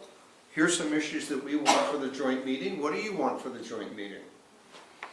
Can I have some agenda questions I'll send to you? Well, that's what I do. And, you know, Atherton's already committed themselves to this $50,000 study. And we've had a very good meeting with the Matrix people. We've given them tons of information. We've made it very clear to them that anything else they want that we have, we'll give to them. The only questions we won't answer are the questions that we don't have answers for. My only concern with Menlo Park, and I guess, you know, I'll come prepared to that meeting to do whatever we need to do, but, you know, I appreciate you doing this, because, you know, again, and when I was looking at everything, it just doesn't make sense to go forward.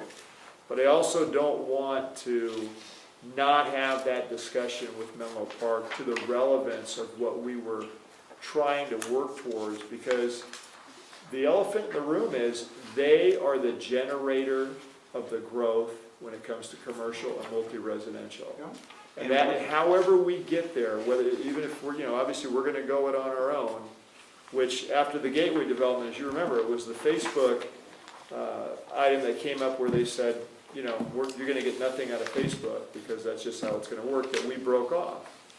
That's But not Chief, a good the way only- to handle it, you Chief, the know? only problem is that, to what end do you want to educate them? When was the last time the city of Menlo Park did anything for us? Well, I think if John Johnson was here, he'd tell you that, you know, we work together pretty collaboratively at a staff level. On what though? I mean, Different projects, developments and so forth. I think there's a good mutual but those are things where relationship. we're applying the fire code, they're True. applying the building code. Those are what would be described, I think, in legal terms as administrative reviews. Ministerial actions, I think is the correct phrase. But on policy issues, when was the last time they did anything for us?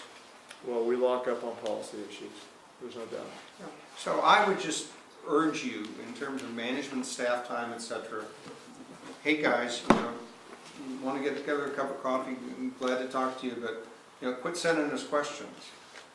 You want to have a joint meeting, we've scheduled for June 7th. You know, here, I've given you my items for the agenda, Rex will give you his.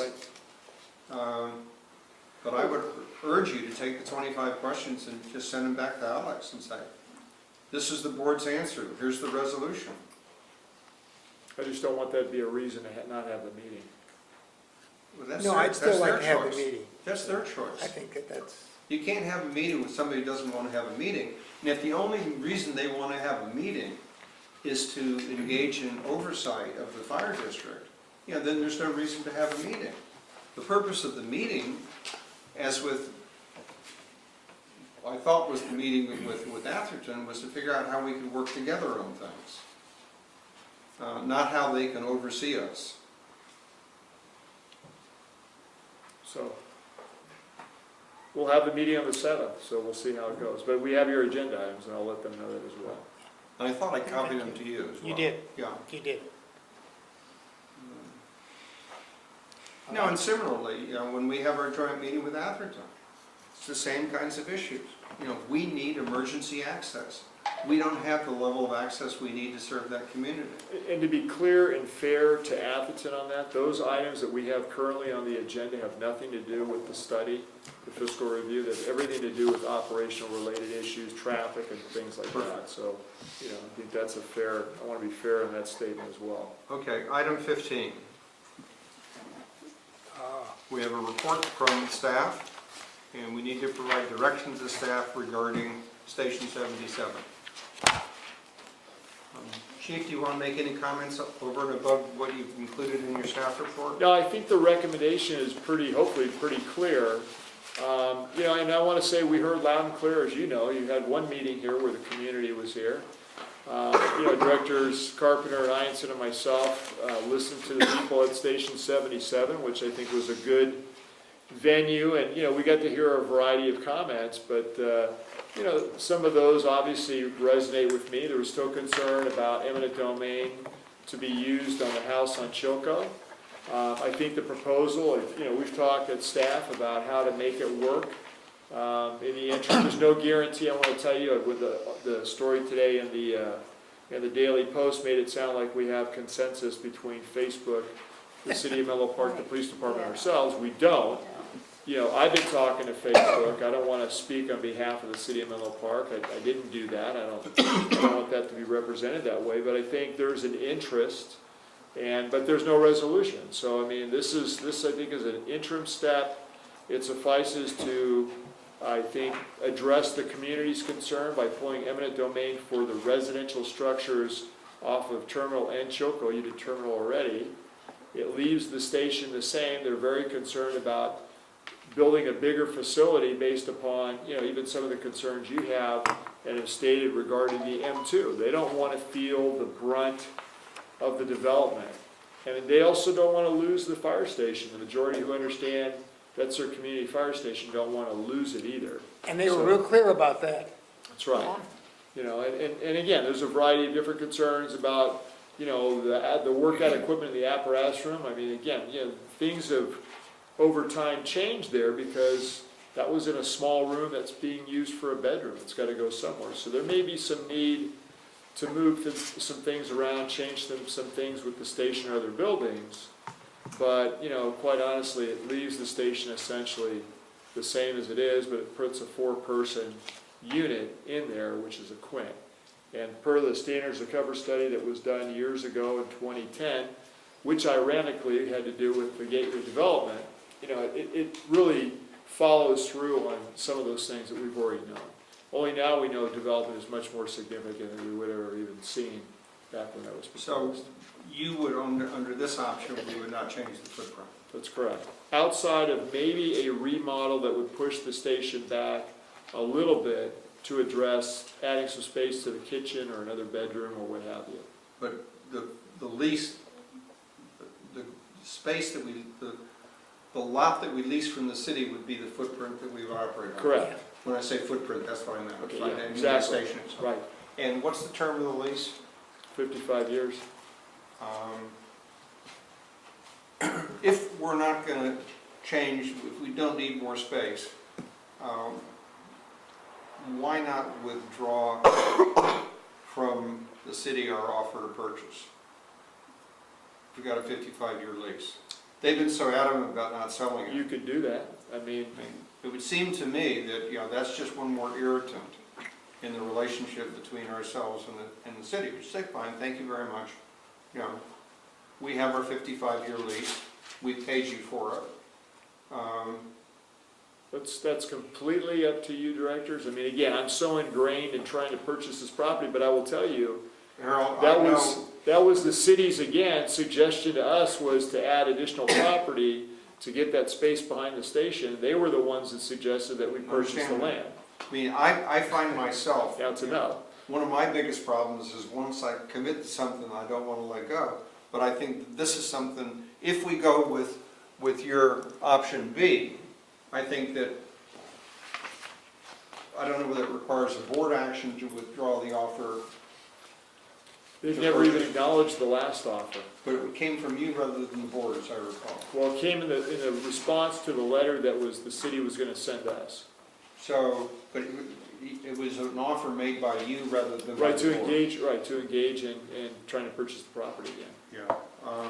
See, I would rather own the property. I agree.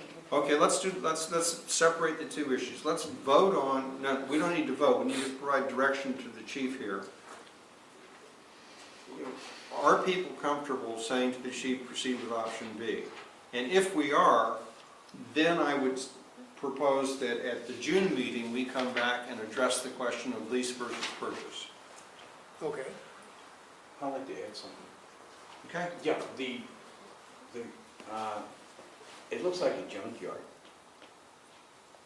You know, with the stipulation that we clean that place up a little bit. I see in your recommendation that you have painting some of those railroad cars and things like that. Lats in the fence. I things mean, like there's like some old fire trucks and all this stuff, and, you know, I think the complaints that I've received from the community have been that it's like a dumping ground for the fire department to use it, and a lot of them understand the importance of the fire station there, but they don't want it to be a dump yard for extra equipment or things like that, so. Yeah, when you I'd be in have fleet favor- services, that's part of that. But you have that in there, which Right. is great, but I just want to emphasize that we need to clean it up so that the people in that community there. I agree. You know, for example, that trailer parked at the entrance, what the hell is that there for? So, I'll give you the short version. That trailer was the temporary station at Fire Station 2. That was supposed to be used on the Station 6 project, but because if we tore down the home first, it delayed the project in Menlo Park because of Okay. all the rules. So we kept the trailer because it's not a cheap thing to have. So could we store it differently in the lot? Sure. Or why even or someplace else? Because as we were there for that meeting, you know, the truck came in, Right.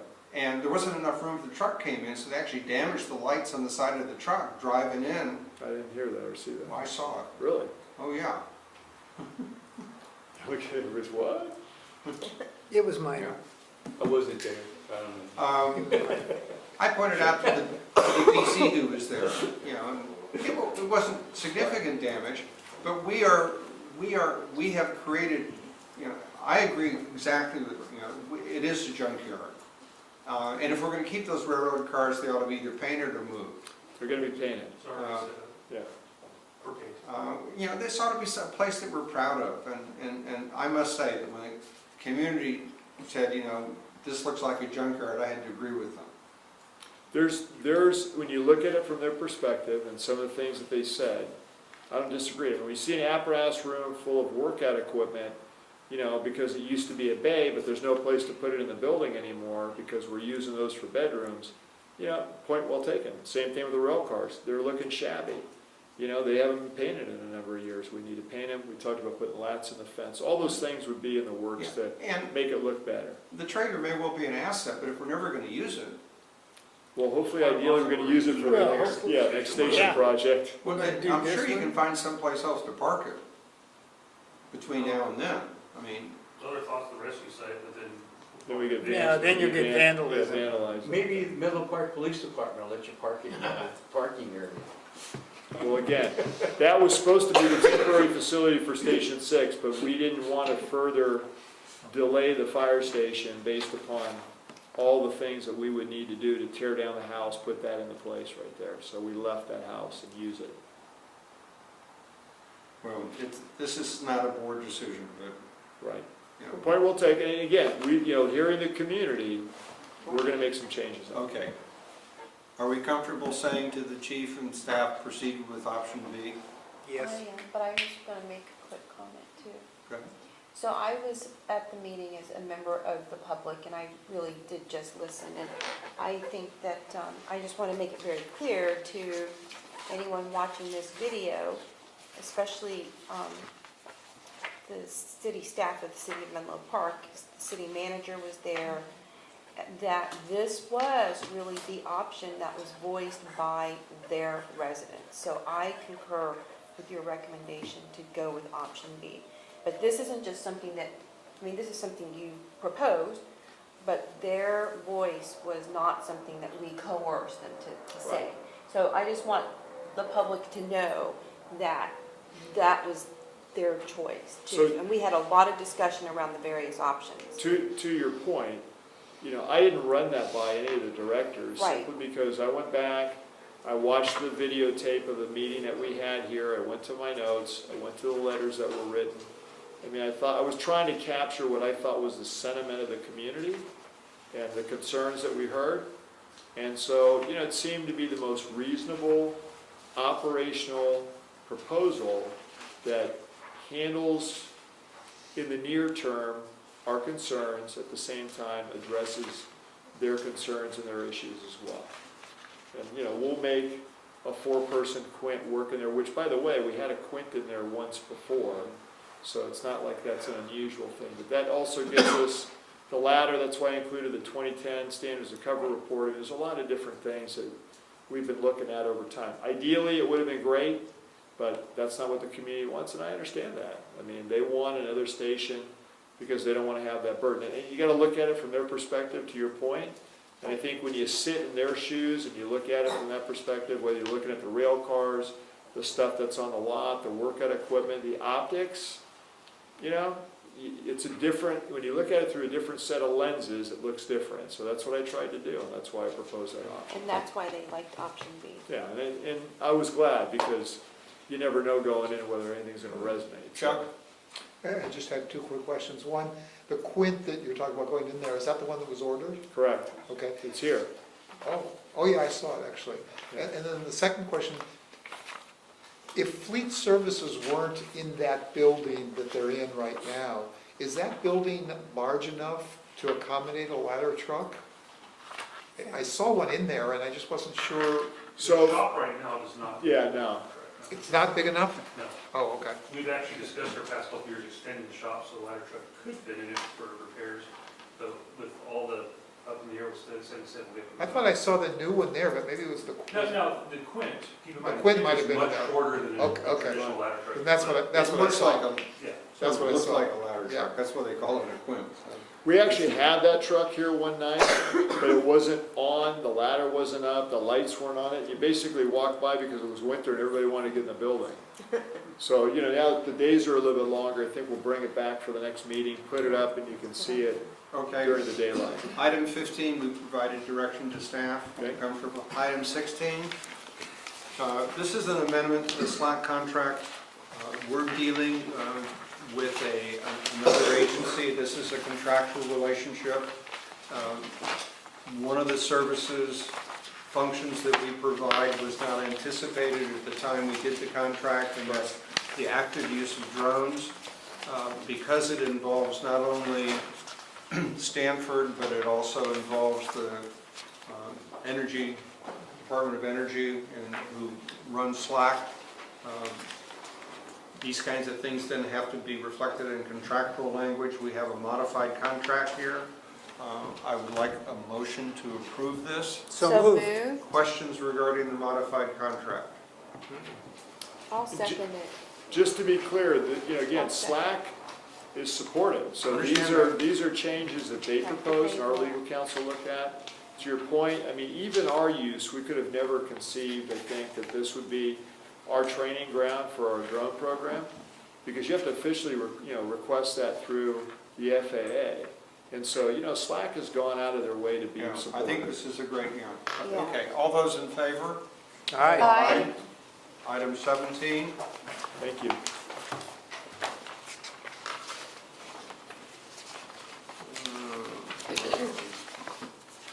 Sole source. This is the exhaust system, and again,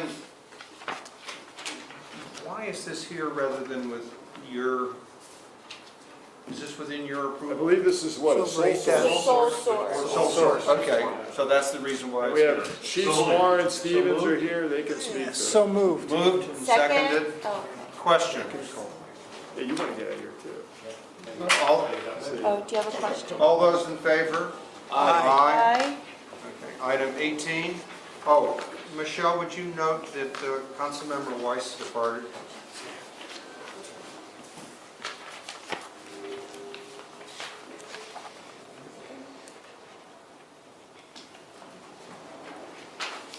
Okay,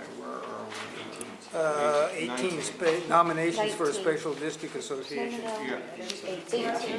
Yeah, 18. 18, sorry. Still pretty good. Oh, no, that is 18, sorry. Yep.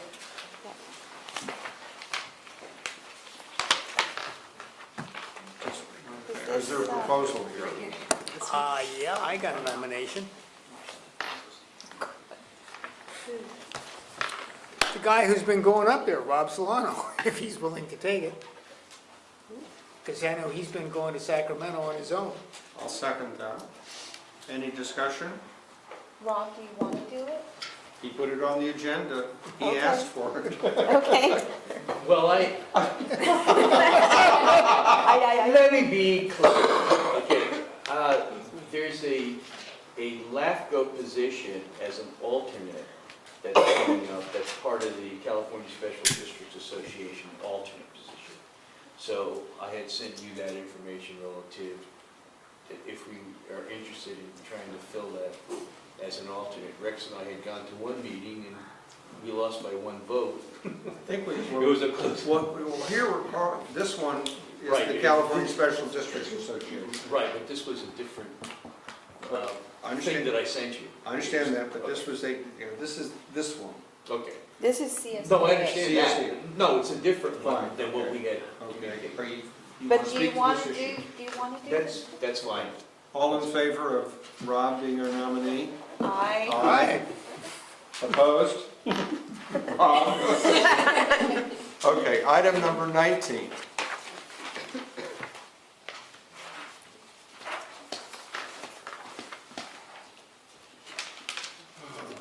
Well, this must be mine.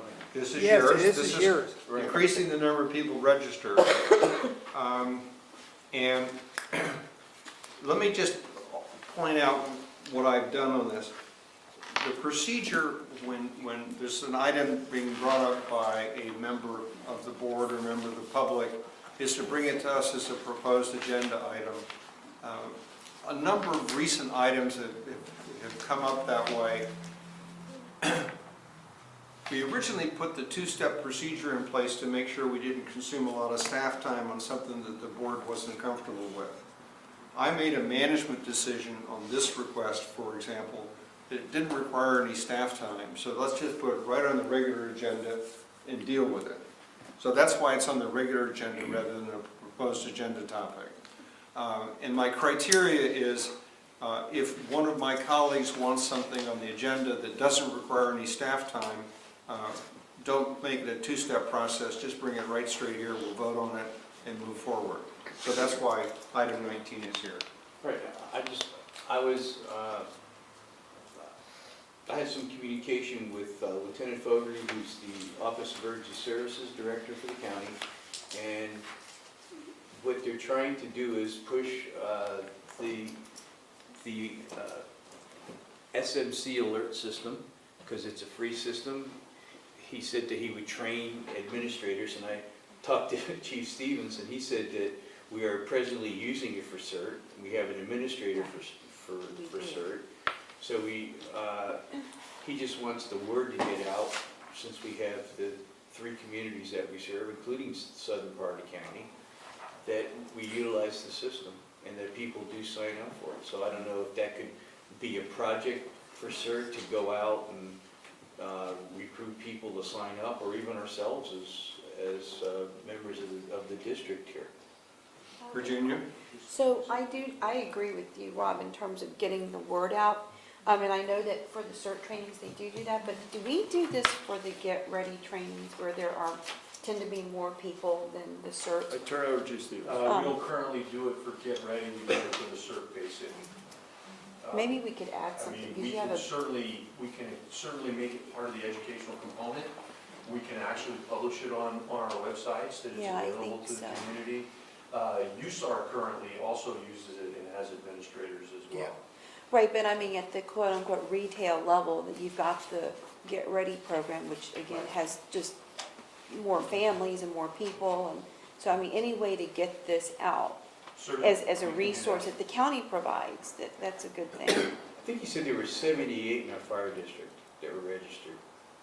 I No don't have that way. number with me. We're also setting up command groups within the command staff for utilizing the same function for notification and that grouping, so, and we are going to be scheduling training for this end also. No, well, that was the number that he put out, and I said, well, they can't be. I mean, you know, we have almost 90,000 people in Yeah, the there's district no itself. way there's that. I don't know if it was a subsection that they were talking about, or, but Yeah, where's- Something I I tried. was a little surprised. Where is he Right. getting his data from?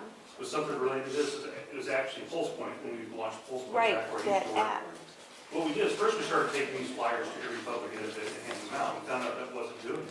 So what we started doing, we started bringing laptops with us and iPads with the website preloaded, so we get the person interested, and then we'd hand them a device to register, and help them register, and help, and that's where we found out we really started catching citizens.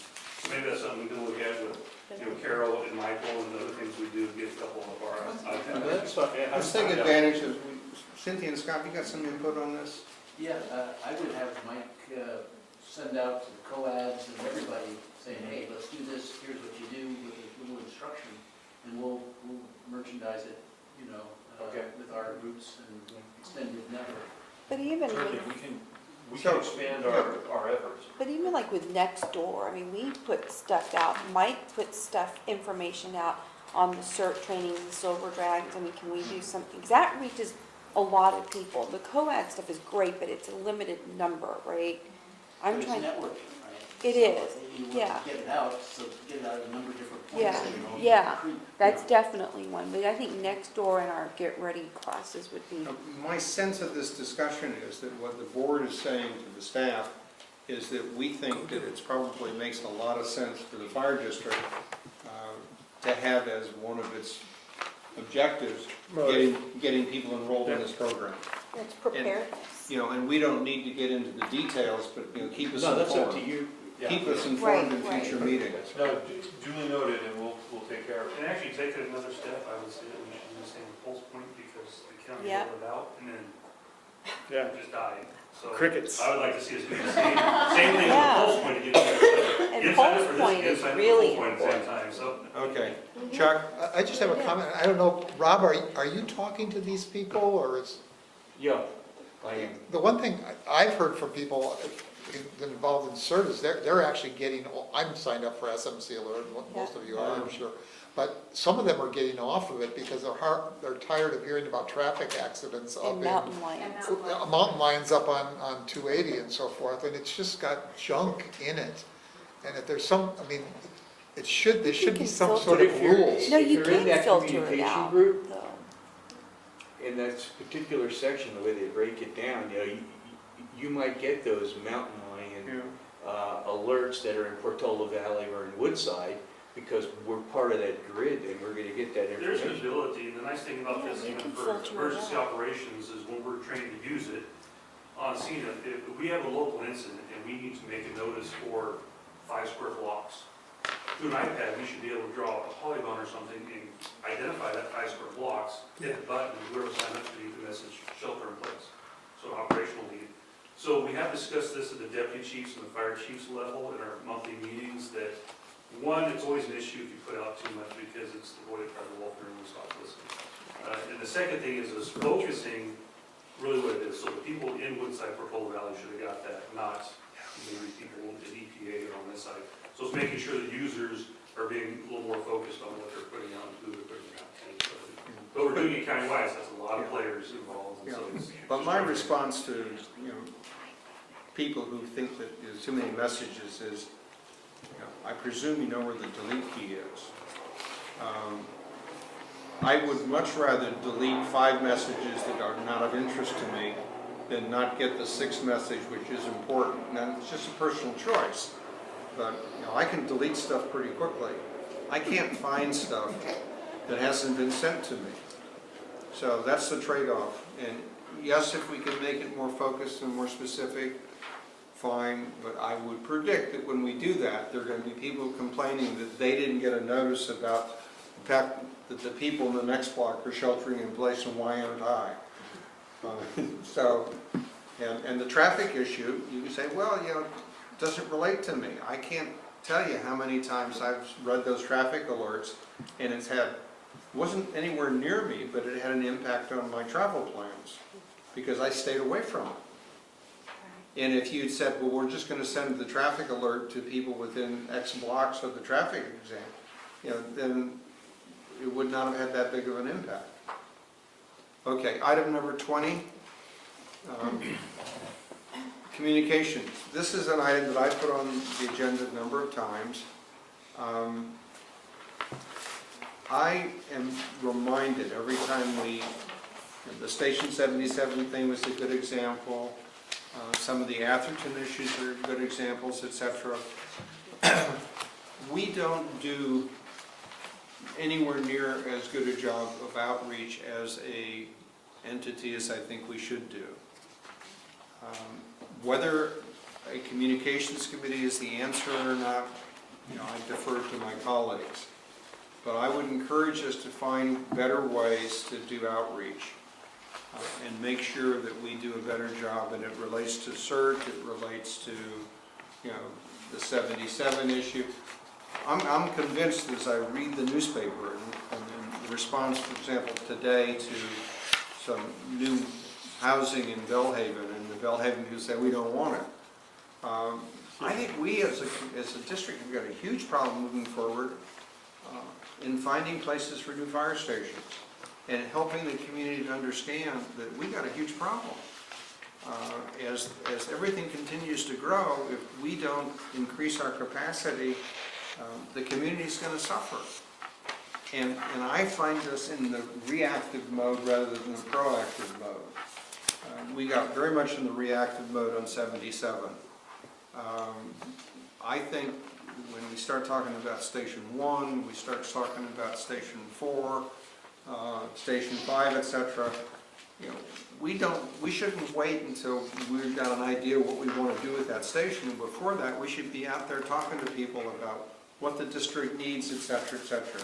Is the communications committee the way to do it? I don't know. He was here earlier, he's not here now. Jim Lewis, he's like a dog with a bone. You throw him a bone, you know, he'll run with it forever. Say, go do this. You know, he's out there beating the drum about the Ireland-Menlo Park connection, etc. He's working on cleaning up the wall on Marsh Road in Atherton. I have no idea how he collects these various projects he's working on, but I'd love to see some of that kind of energy devoted to our issues. So I've made my presentation, I've made my piece, I defer to my colleagues as what you'd like to do. Rob? Well, we do have not a lot, but a few communication issues. Just the aspect with the whole 77 incident. But just like I think Virginia and Chuck came up with a really good workable communications committee that we should push through. I mean, and thanks for doing that work. It was very well done. And it's just so important, and, you know, not only in the fire realm, but also in policing realm with community policing, and the way Bob Johnson has taken to these community meetings where he goes to different parts of Menlo Park, and he actually talks to the community with the mayor. So, you know, maybe we should start doing fire stations where we go to the fire station, have coffee with the chief, have coffee with the fire directors, you know, something to that effect. When I first came on this board, more people are knowing that we have a fire district, and a lot of that is because of you, Harold, because you're putting out those press releases. I mean, every time, like, what's it, the Daily News, I mean, there's always an article in there about the fire district. And the Daily Post, well, we get a few of those too. But, I mean, Daily News, every week there's maybe 2 or 3 articles in there. And what I like is the diversification where you'll put, like, Ben involved in an incident, or Jim involved in an incident, or any of your other division chiefs and stuff. And it kind of gets a personal, like with our fire marshal and things like that. So we've come a long way, and I think we need to keep rolling them out. Well, that's part of it too, just to comment on that, you know, we're gonna start moving Mike Ralston that way as well, because, you know, he's gonna start taking over part of that, to your point. Because there's, you know, look, the calls find us every day. We don't create the calls, they happen. And so it's just telling the story. You know, it's pretty easy, and we're actually in one of the easier businesses in the world to promote yourself because, you know, the news gets created by things that occur. It's nothing we do. Outside of, I wish tonight Barbara had been here because, you know, some of these changes we get to read about later on in the almanac, but she'll probably watch the video. But Kevin Kelly was here, you know, to see what was going on tonight, so it's nice to have that happen. Yeah, and that speaks to an issue. When the press sort of reaches out to you, you got to take advantage of that. You know, and you know, you called me about the article in the Post. When you get a call, and she called me first, and I referred her to the chief, but when you get a call like that, you're foolish to say, you know, not to respond, not to provide comment. Right. But you also have to recognize that you can't control the story. You can provide information. You can hope that they do a good job. We went over backwards to meet with Barbara to provide her with information when she first started covering the fire district. But she made it clear that she was just going to pick and choose the information she wanted. And I had a discussion with the editor, and he said, well, was anything that she said wrong? And I said, no, it was not an error of omission, it was an error of commission. And I said, you can never criticize a reporter for omission because they didn't say something wrong, they just didn't tell you the whole story. So we do the best we can. Rex? No comment. Virginia? A couple comments.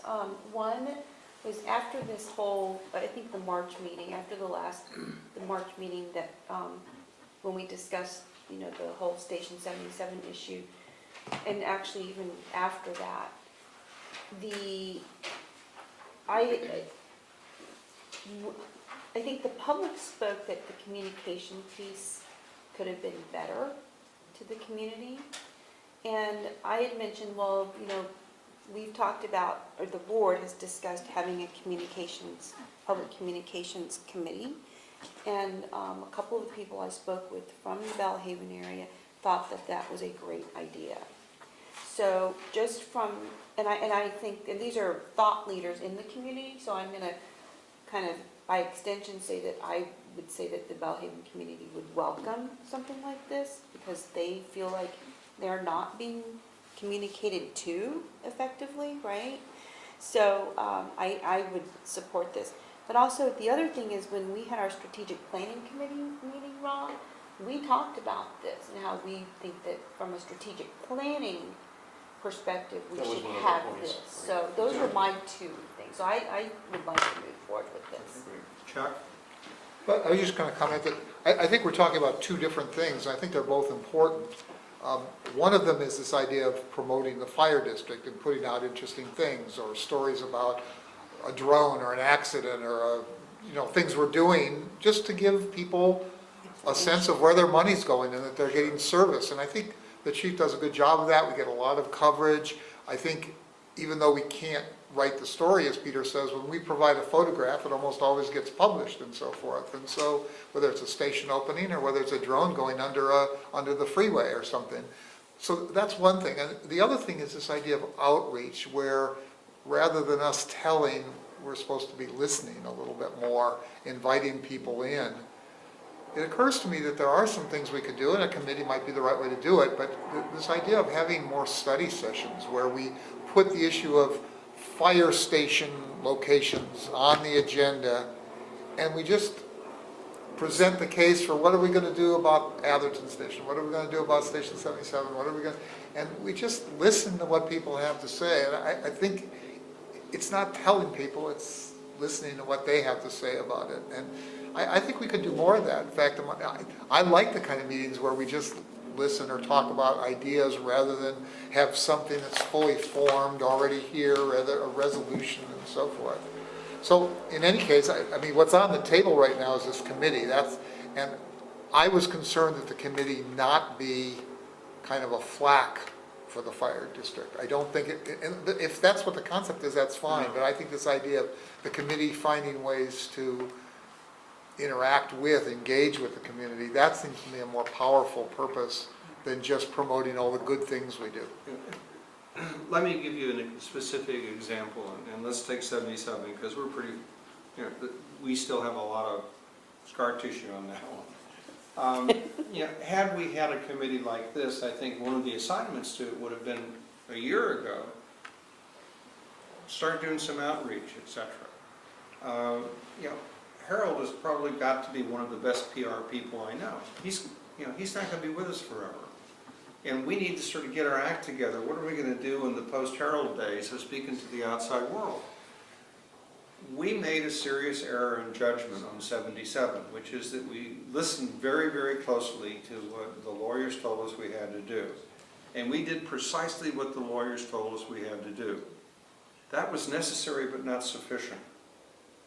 We missed the fact that we should have, in addition to checking the legal boxes, we should have checked with the community. We should have set up and had dialogue and discussion ahead of time. And I remember early on when we started talking about expanding this station, we actually walked down this street together and started knocking on doors. Same thing at Station 6, same thing at Station 2. Yeah. And so it's bringing that kind of perspective to these issues where we're proactive, and I don't, and I'll pick up your comment about, I don't see it as being, would you call it flack or whatever. Communication to me is in fact, as the word suggests, a two-way street. It's not a propaganda committee, it's a communications committee. It's a committee whose job it is to ask ourselves, are we communicating with the community? Not just to the community, but with the community. So, with that discussion, if people don't have anything else, I would like to hear a motion to establish such a committee. And then at a subsequent time, we'll talk about membership, etc. I'll move to establish the Public Communications Committee. Okay, is there a second? Second. All those in favor? Aye. So, Michelle, what I'd ask you to do is to include that language in the board policy manual that comes to us in June. And then we'll have a discussion at that time. I would welcome recommendations. I think in contrast to our other committees, this is one where I would have more community representatives sitting on it. I would reach out to subsets of places throughout our district to get people involved. It may well be, it would have to, by law, it can only be 2 board members, but it might be 6 or 7 people in the community. So that's the kind of concept. Right. Hey, thank you very much. I really appreciate people. Can I get one thing? It took us a long time to get. If we could, Chief, put it in a press release like you do so well. Sure. And see if the, media will grab onto it and say that we're looking for people to apply, just like Chief Johnson did with his advisory committee that he has for Menlo Park Police Department. Michelle? Just something to think about, we don't have a formal application process for citizen representatives on our committees, so that's something that the board needs to consider if Yes. a process needs to be put in place if we're going to ask people to apply for a position. Just What do wanted we to put need that to out do? there. May need to make an application. Well, there you go. Process, let's- a process. Is How you this a- select. Yeah, but that would not be Is just for this. this a solution in search of a problem, or what? Wait a minute. Are we, yeah, I mean, are we creative? if we just say, send us a letter. But what if you get 15 letters? Yeah, there's Fine, no yeah, vetting then- process. But That's- I just, Michelle, I understand your point. We have to have a process, but I don't think it has to be a board policy approved process, et cetera, et cetera. I don't know either. It Why does. don't We can discuss offline, I Yeah. have some Fine. reservations. Because on I that. brought this up before Yeah. too. Yeah, I I brought this up. I would not like to see this sort of end up being sort of a bureaucratic nightmare. So let's you and Consul and the chief and I sort of discuss how we can get citizens interested. The worst thing to do, I mean, we can on the one side say interest, hey, we want you to be interested, but fill out a 7-page application. You know, so. No, but the CERT advisory committee went through a process, right, even for those people who wanted to be on Yeah, the you CERT have to advisory have a committee. procedural piece, I think that's what Michelle's saying, I mean, Yeah. so, It doesn't have to but be yeah, it doesn't have to be onerous, I mean, you know. Okay, that's we'll all make I'm it- saying. Let's We'll not make make it it onerous. simple, but Yeah, so what do we do Procedural. for the CERT advisory committee? Okay. We should look at models that we've used before. Okay. Item Did you have 21, a question? the unmanned aircraft systems operations policy. Now, this is on our agenda. It's recognized that this is an operations policy. Right. And it does not require any board action. I asked the chief to put it here so that we were aware of the policy that was adopted. One of the very wise things that we did before we got into the drone business is we did a lot of outreach to the community. We got a lot of input from people who were really concerned about the police department kind of mentality about drones. surveillance. We got a lot of buy-in. I think our policies work very well. However, as is always the case with new technology, we're doing things with the drones that I don't think we ever envisaged when we started this, because we couldn't envisage them. And so the purpose here is just so that the chief and the management team can give us an update. Now, how's it working? Do you think, you know, the policy needs to be revised, updated? Is there anything the board should be concerned about or aware of? So let me just, you know, answer or respond to that with this point. We've had 0 complaints.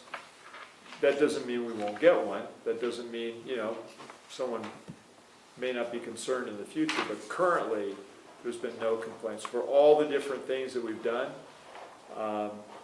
actually, it's been kind of overwhelming support. To the point of promotion, I mean, I'm pretty, as you said, I'm pretty good about we're using the drone and this is what we're using it for. You can either see a video clip or a photograph or whatever. I mean, yeah, there's a lot of things that we didn't envision. I think the Slack agreement is a really, you know, a testament to that, right? We're expanding that only because we couldn't have envisioned that when we started. So, you know, this is not a perfect document. We're happy to take feedback. Director Bernstein, I think, had some good points and questions. And we can always make things better. I think that's the point, too. So. My question was, is there, I didn't read in the policy about how long we keep this stuff? Well, right now, we try and put things that we have up on YouTube, or when we get them, how long do we keep it? We put them on a SIM card. We keep it essentially forever unless we scrape the Anything that card. goes on YouTube is there forever. Well, I was thinking about emergency That calls. we put out publicly, right? That we put out Yeah, publicly. but I was thinking about emergency calls. No, yeah, well, Rick says a good point. Is there any lawyer? Retention policy. Right. Do we, I mean, for, Do we need like I know a law enforcement entity needs, it would probably be treated like any other general record. I think there's a 2-year retention policy. Okay. There's 2 questions on retention, one of which is, how long do you keep them for? And the second is, can you keep them forever? And the people who are in sort of the surveillance business, invariably, the prosecution side wants to keep them for a long time, and the community wants to keep them for a short time. I think in our business, there's no reason to have a time limit in either direction. It's a matter of discretion as to how long you want to keep it. We can look into that, but I'm not aware of any obligation. I mean, for general records, you can keep them forever. Well, I also look on them as something else too, because I know that we have taken pictures and stuff before that we keep in-house, that we use for training.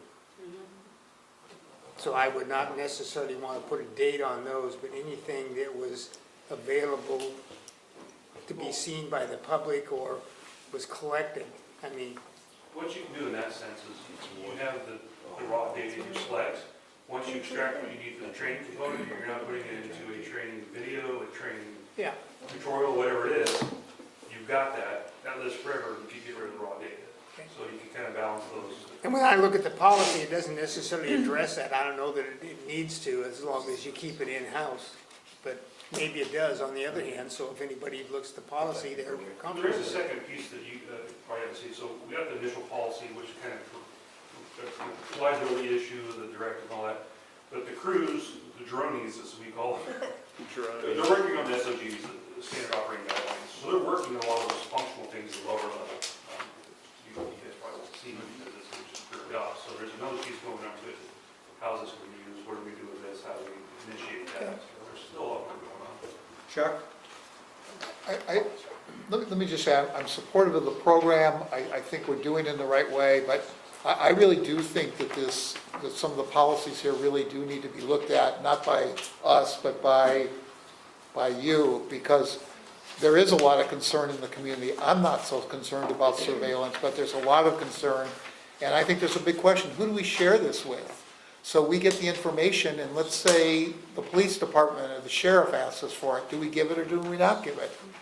I'd go so far as, if in an overflight, we happen to notice that there's an illegal marijuana farm, or there's construction going on that's not being permitted, or people are tapping into the electrical grid and it's not permitted, or even that there are weeds that are growing wildly that we haven't abated. Can we act on weed control that we can't see from the street, but we can see from the drone? I mean, these aren't huge deals, but they're going to become a deal someday. And it just seems like we ought to have some policy in place. It doesn't have to be very long or whatever. But I would be very hesitant, for example, to share tapes with police agencies just because it's been a problem. And they have the ability to have their own drones. So why would we do that? But I just don't want us to lose the program because we've been sloppy about what's going on.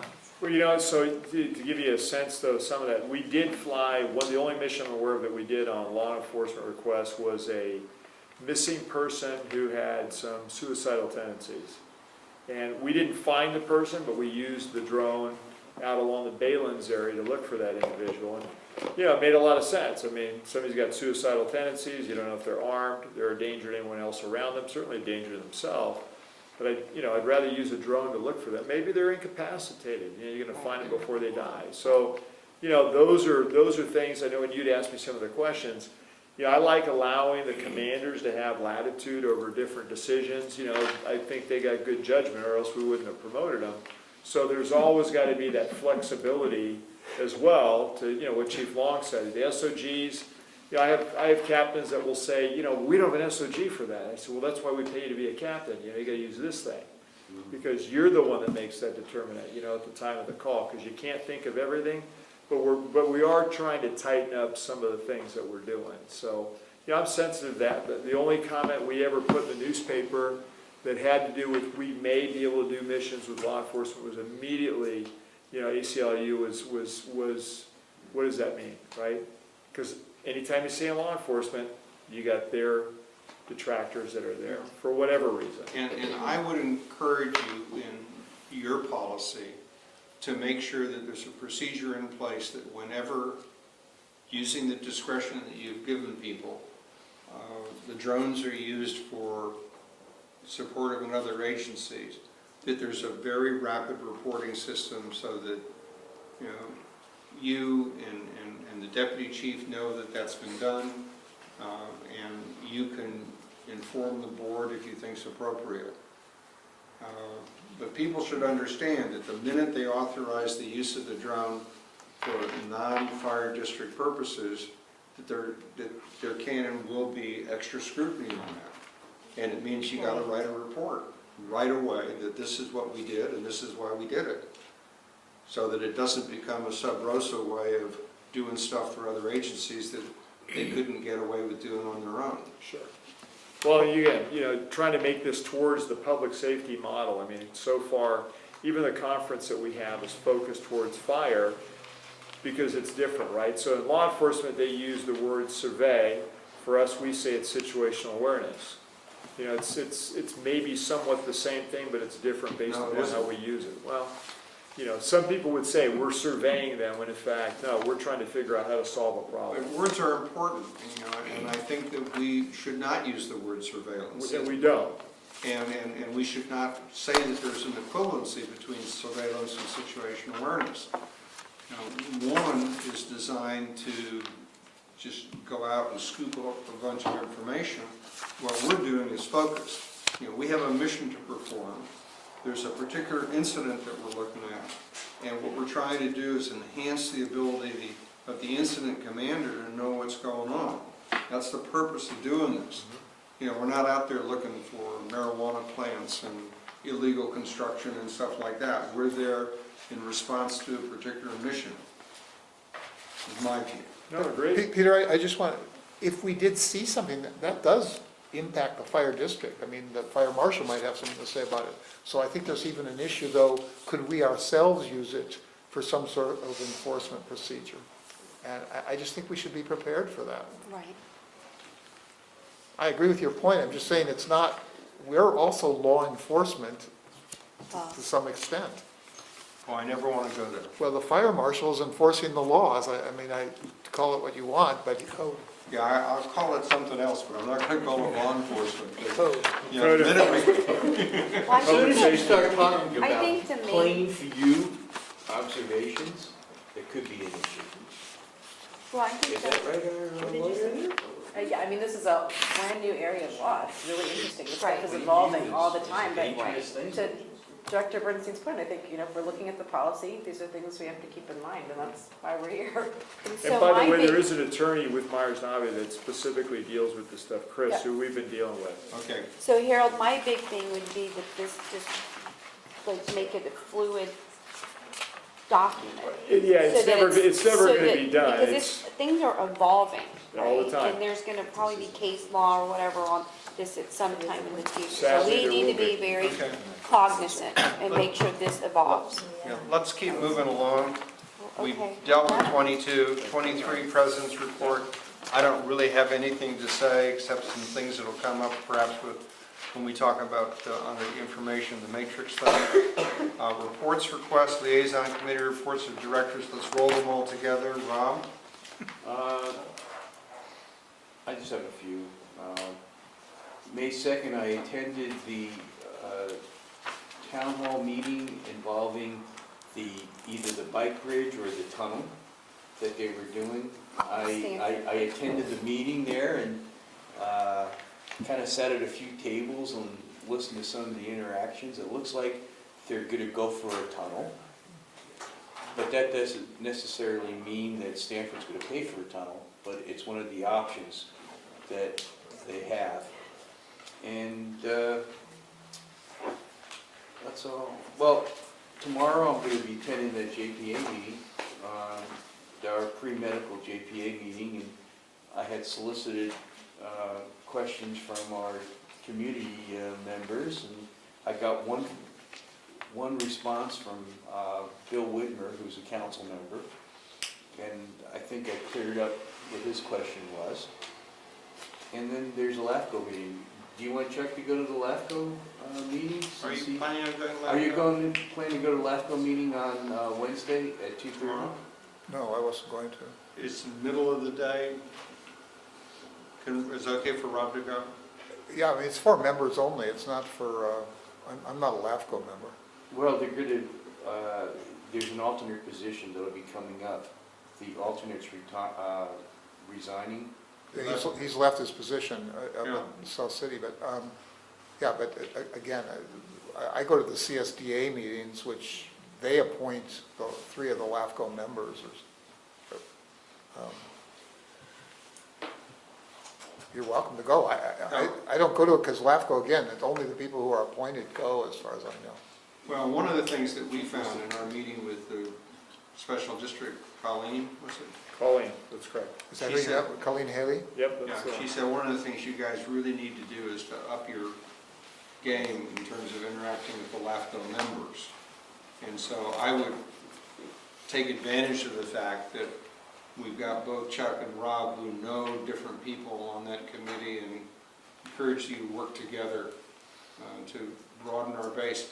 if the Atherton issue ever gets to LAFCO, we need to make sure we've got our votes lined up ahead of time. I don't think it's ever gonna get there. You also have Weekend Acres that we gotta That to me is finish. a big Right, one. that's another, right. Yeah, just for your information, the June 7th meeting, the focus is on the healthcare district, and both of our local LAFCO members will not be there. They said they weren't going themselves. So I'm just saying to you, you won't have a chance to interact with our local ones at that meeting. Yeah, but there's like, let's see, there's, I think, 2 council members, 2 board of supervisor people. There are other members than the CSDA people that are supposed to be. See, and that was what Colleen was saying, is that we needed to make, and for example, Rob, Rudy's got great relationships with a lot of the supervisor kinds of people, and so I just want to build on that. You're welcome to go. Okay, fine. Rex? Oh, I went to a lot of city council meetings. Other than that, no. Virginia? Yeah, I have actually a few things. So I had a pretty busy month. I went to the, God, I don't even know where to start, the Atherton Planning Meeting on April 25th. So these handouts that you have were basically their agenda and what they discussed, which was primarily the town hall. I went to the Menlo Park Police Department meeting with the mayor, which was very interesting. This was in Bellhaven. And they did a short presentation, but of the short presentation, I thought that these particular pages were important. And one was on geographic policing and pretty much laid out the numbers in terms of the potential changes made possible by the general plan. So you have that also. Yeah, that's a good which is handout. significant. In fact, they expect a pretty significant impact to the point where they want to propose beat 4 paid by Facebook. So clearly they're concerned, and I just want to How many put that out. positions are they looking at, Virginia? You know what I Total don't. of 5 officers. How many? 5. But he wants to hire 17 I don't think it eventually. was. Yeah, but they said 17. Yeah, right. Yeah, Well, 17 but the eventually. point isn't that. The point is they obviously think that their plan is going to have an impact, so much so that they wanted 4th B for their police. So, and then I went to I participated in the Silver Dragon exercise in East Palo Alto, and I was a member of the public listening to the meeting with Peter, Harold, and Rex at Station 77. But really quickly, I asked for this to be put into the agenda, and it wasn't in there, it was inadvertently left out. So I want to give this to Michelle to make this as a public record as part of tonight's meeting. Okay. I have a Do you little. okay, because I think it's important for the public, especially to see where Menlo Park is coming from. And we posted all the, I know. between the Natrix stuff in Atherton, the letters to Menlo Park, it's all, That's all. the questions, it's all in there, so. Okay. Thank you. Chuck? I had a couple things. From the liaison standpoint, we could continue to try to organize East Palo Alto. I taught 4 Get Ready classes in the month of April in East Palo Alto at St. Francis of Assisi. And it turns out, and this was a real disappointment to which I expressed, and I've talked about earlier tonight, it appears that I am the only Get Ready trainer in the entire district. That shouldn't be. But the only other one who was there has retired from it, and there is no other one available. So I revised the slides. We're about to actually start offering it in Spanish. I won't do it in Spanish, but I've trained a guy, Luis Guzman, who is going to start doing it in Spanish with another fellow named Romain Tanier. And I last week paid to have the slides done, translated into Spanish, and right now we're just doing the final edits on the Get Ready manual, which is now in Spanish also. I found out today that perhaps this was all available already, which was a shock to me, but it's one of the reasons that I'm just not happy with what we're doing. But in any case, we're moving forward. We're going to start offering these trainings. I've met now a couple times with the manager of the apartments, Woodland Park Apartments in East Palo Alto. They have about 8,000 residents in their apartments.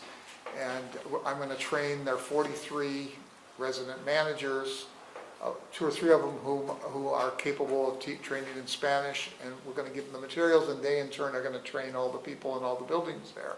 So we have the possibility of getting as many as 8,000 people trained in the next 6 months, which is terrific. So that's one thing. I feel like that's moving forward in a good direction. I did want to remind, or a request that I have is that we do put this whole issue of volunteer organization on one of the agendas, so that's a request. Absolutely. It'll be there. Thank you. And the third thing that I have, it's in the additional materials we have. I'm seeing this, one, because I feel strongly about it, but two, because I was slightly outspoken when Atherton was here about feeling like the fire district hadn't been quite as forthcoming as it should be with Atherton in terms of providing factual information. I just felt we were acting a little bit petulant and that we could have been kind of bigger people in dealing with all this. But in seeing what the consultant is asking for and so forth, I think it's way, way, way out of line, and I just am personally encouraging the chief to not interact, to provide everything factual that we can, and to provide all the factual information that's available. We should make it available to the consultant. But I don't feel that we should in any way give opinions about whether something's good or not good in terms of our operations.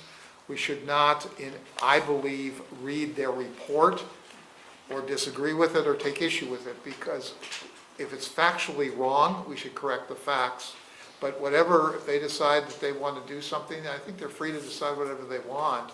But we don't want to come out where, oh, this is a joint thing between the fire district and Atherton, that the fire district is recommending that Atherton disappear from the fire district or something.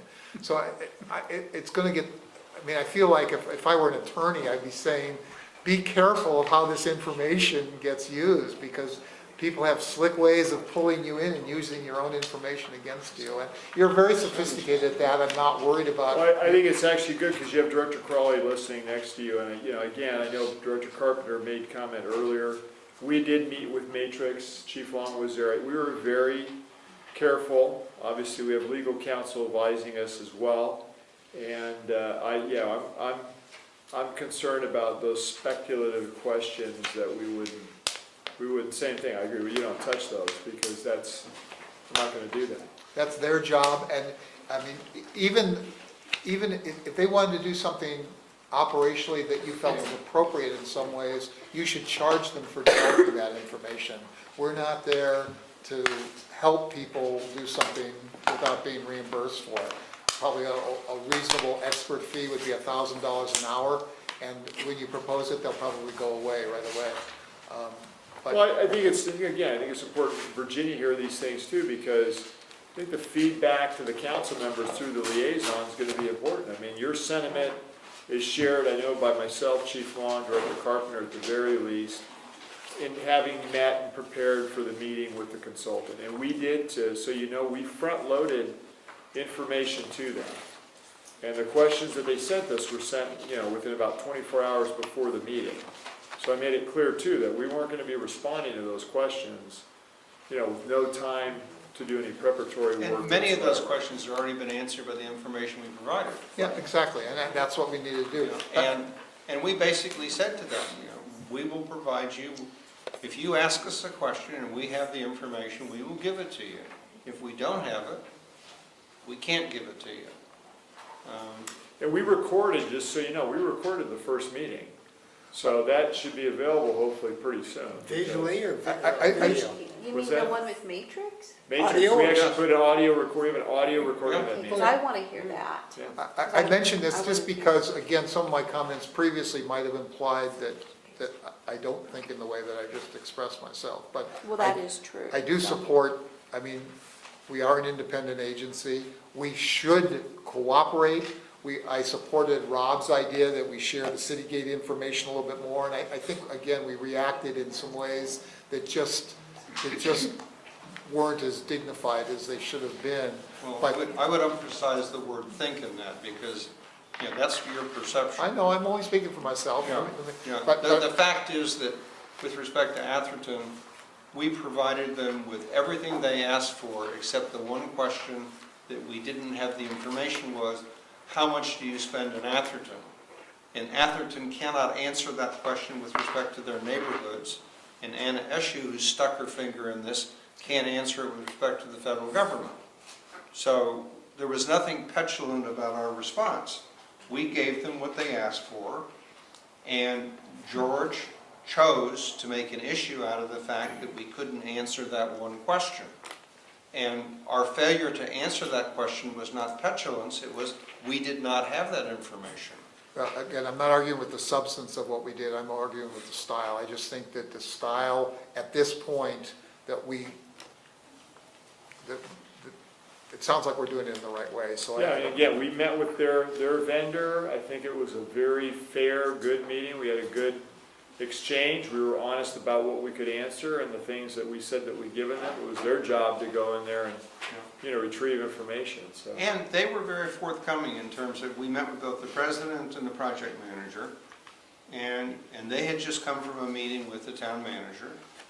And early on in the discussion, I think they got some sense from the body language, et cetera, of Chief Long and Chief Schapelhomen and myself that, we were a bit apprehensive about this interaction. And Richard Brady, who was the president, said, I want to assure you that we are independent and professional, and we will not hesitate to tell the town of Atherton what is our independent professional opinion. And he gave us as an example the report that they did for Butte County, where the supervisor said, do a study telling us whether or not we should create our own fire department. They did the study, and the result was you shouldn't, and here's the reasons why you shouldn't. So I was encouraged by that. What alarmed me in this is when the consultant said he was going to be meeting with staff. I didn't know how extensive that was, and I was saying. We constrained that. It should go no lower than the level that you've already met with. Yeah, no, we're not doing that. And part of that too, just to be fair to the consultant, was based upon the RFP that the town put out. That's why those questions address some of the things that they do, because the RFP was addressed that way. Which again, going back to earlier points, that was, you could go back and listen to meetings and hear different things that were said.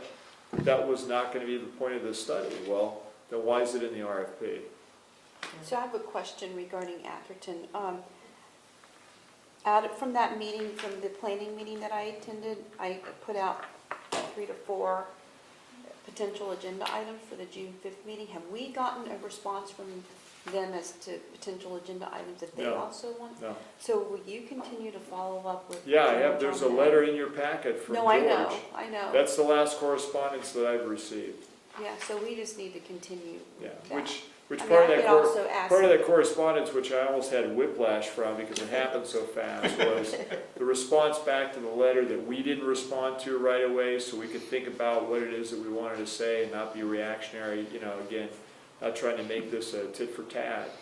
I tried to give the factual reasons. Obviously, those didn't matter, and I'm at the point where I'm not going to try and explain it anymore because I've explained it. I don't need to re-explain it. If you don't want to believe what the reasons were, that's fine. But why waste any more time doing it? Right, so my big thing is, let's just try to get an agenda Yeah, set. and I think he moved on past having to have the last word and showed why they were right and were wrong to that. Okay. Okay. Item 25 is simply, Public comment. we got the minutes of the Finance Committee. Item 26, the correspondence gone back and forth between the town and the fire district on City Gate. We've talked about that. Matrix, we've talked about. What? Public comment number 3 before. Oh, public comment number 3. Anybody want to say anything? Yes. Yes. Very quickly, I would like to make a suggestion to the board that once a year, that the board convenes with the CCM exec board, Community Crisis Management Oh, Board, and we mingle, and we can tell you a little bit about directly what's going on, and you can tell us a little bit about what's going on, and there's a kind of a passageway or a pathway for direct communication. It has nothing to do with Mike. Mike's been awesome, but this is just Sure. a thing to help morale Communication. and other things in communication. Okay? And you might consider appointing a board liaison to the executive board for ongoing. Yeah, I want to be real cautious about that because we got a chain of command between that and Understood. the command staff, et cetera. That's what I said. And I don't want to create an alternate channel around that. I think your concept of getting together and talking is fine, but I don't personally, this is we set this system up. I think it's organized very well. It does not report to the board. It's part of the management structure of the district. And it's working well, despite what some people would say, from what I hear, so. Yeah. Let's keep talking, but thank you for your suggestion. Okay? We've talked about the matrix schedule, their interview guide. I think we're all on top of that. The subcommittee meeting, which is now going to be in June. The correspondence between the city and us. Again, we'll come back to the 77 lease versus purchase as an action item on the June meeting. We have emergency preparedness on June 1st, the finances on June 7th at 9:30, not June 6th at 9 o'clock. Is that correct, Chuck? Yes, that is correct. When is it? June Strategic- 7th at 9:30. 7th at 9:30. Strategic planning on the 6th at 1 p.m. So that was changed too. Do I have a motion for adjournment? So moved, I'll second. In favor? Aye. Aye. And I would also note that at our next meeting will be Michelle's last meeting. Oh, wow. And so I want to make sure that we include in the agenda proper recognition of your service and a thank you for what you've done. And since you control the agenda, you might want to veto that, but I'm not going to let you. Let Michelle And do could she that. organize the party for it as well? So, we won't have her do that, but we also tried to do something for Jack Nelson, but Jack was not available, so. Okay. 'Cause he's not. Everybody, thank you so much. Cynthia and Thank Scott, you. thank you for hanging in there. Thank you. Yeah, she started.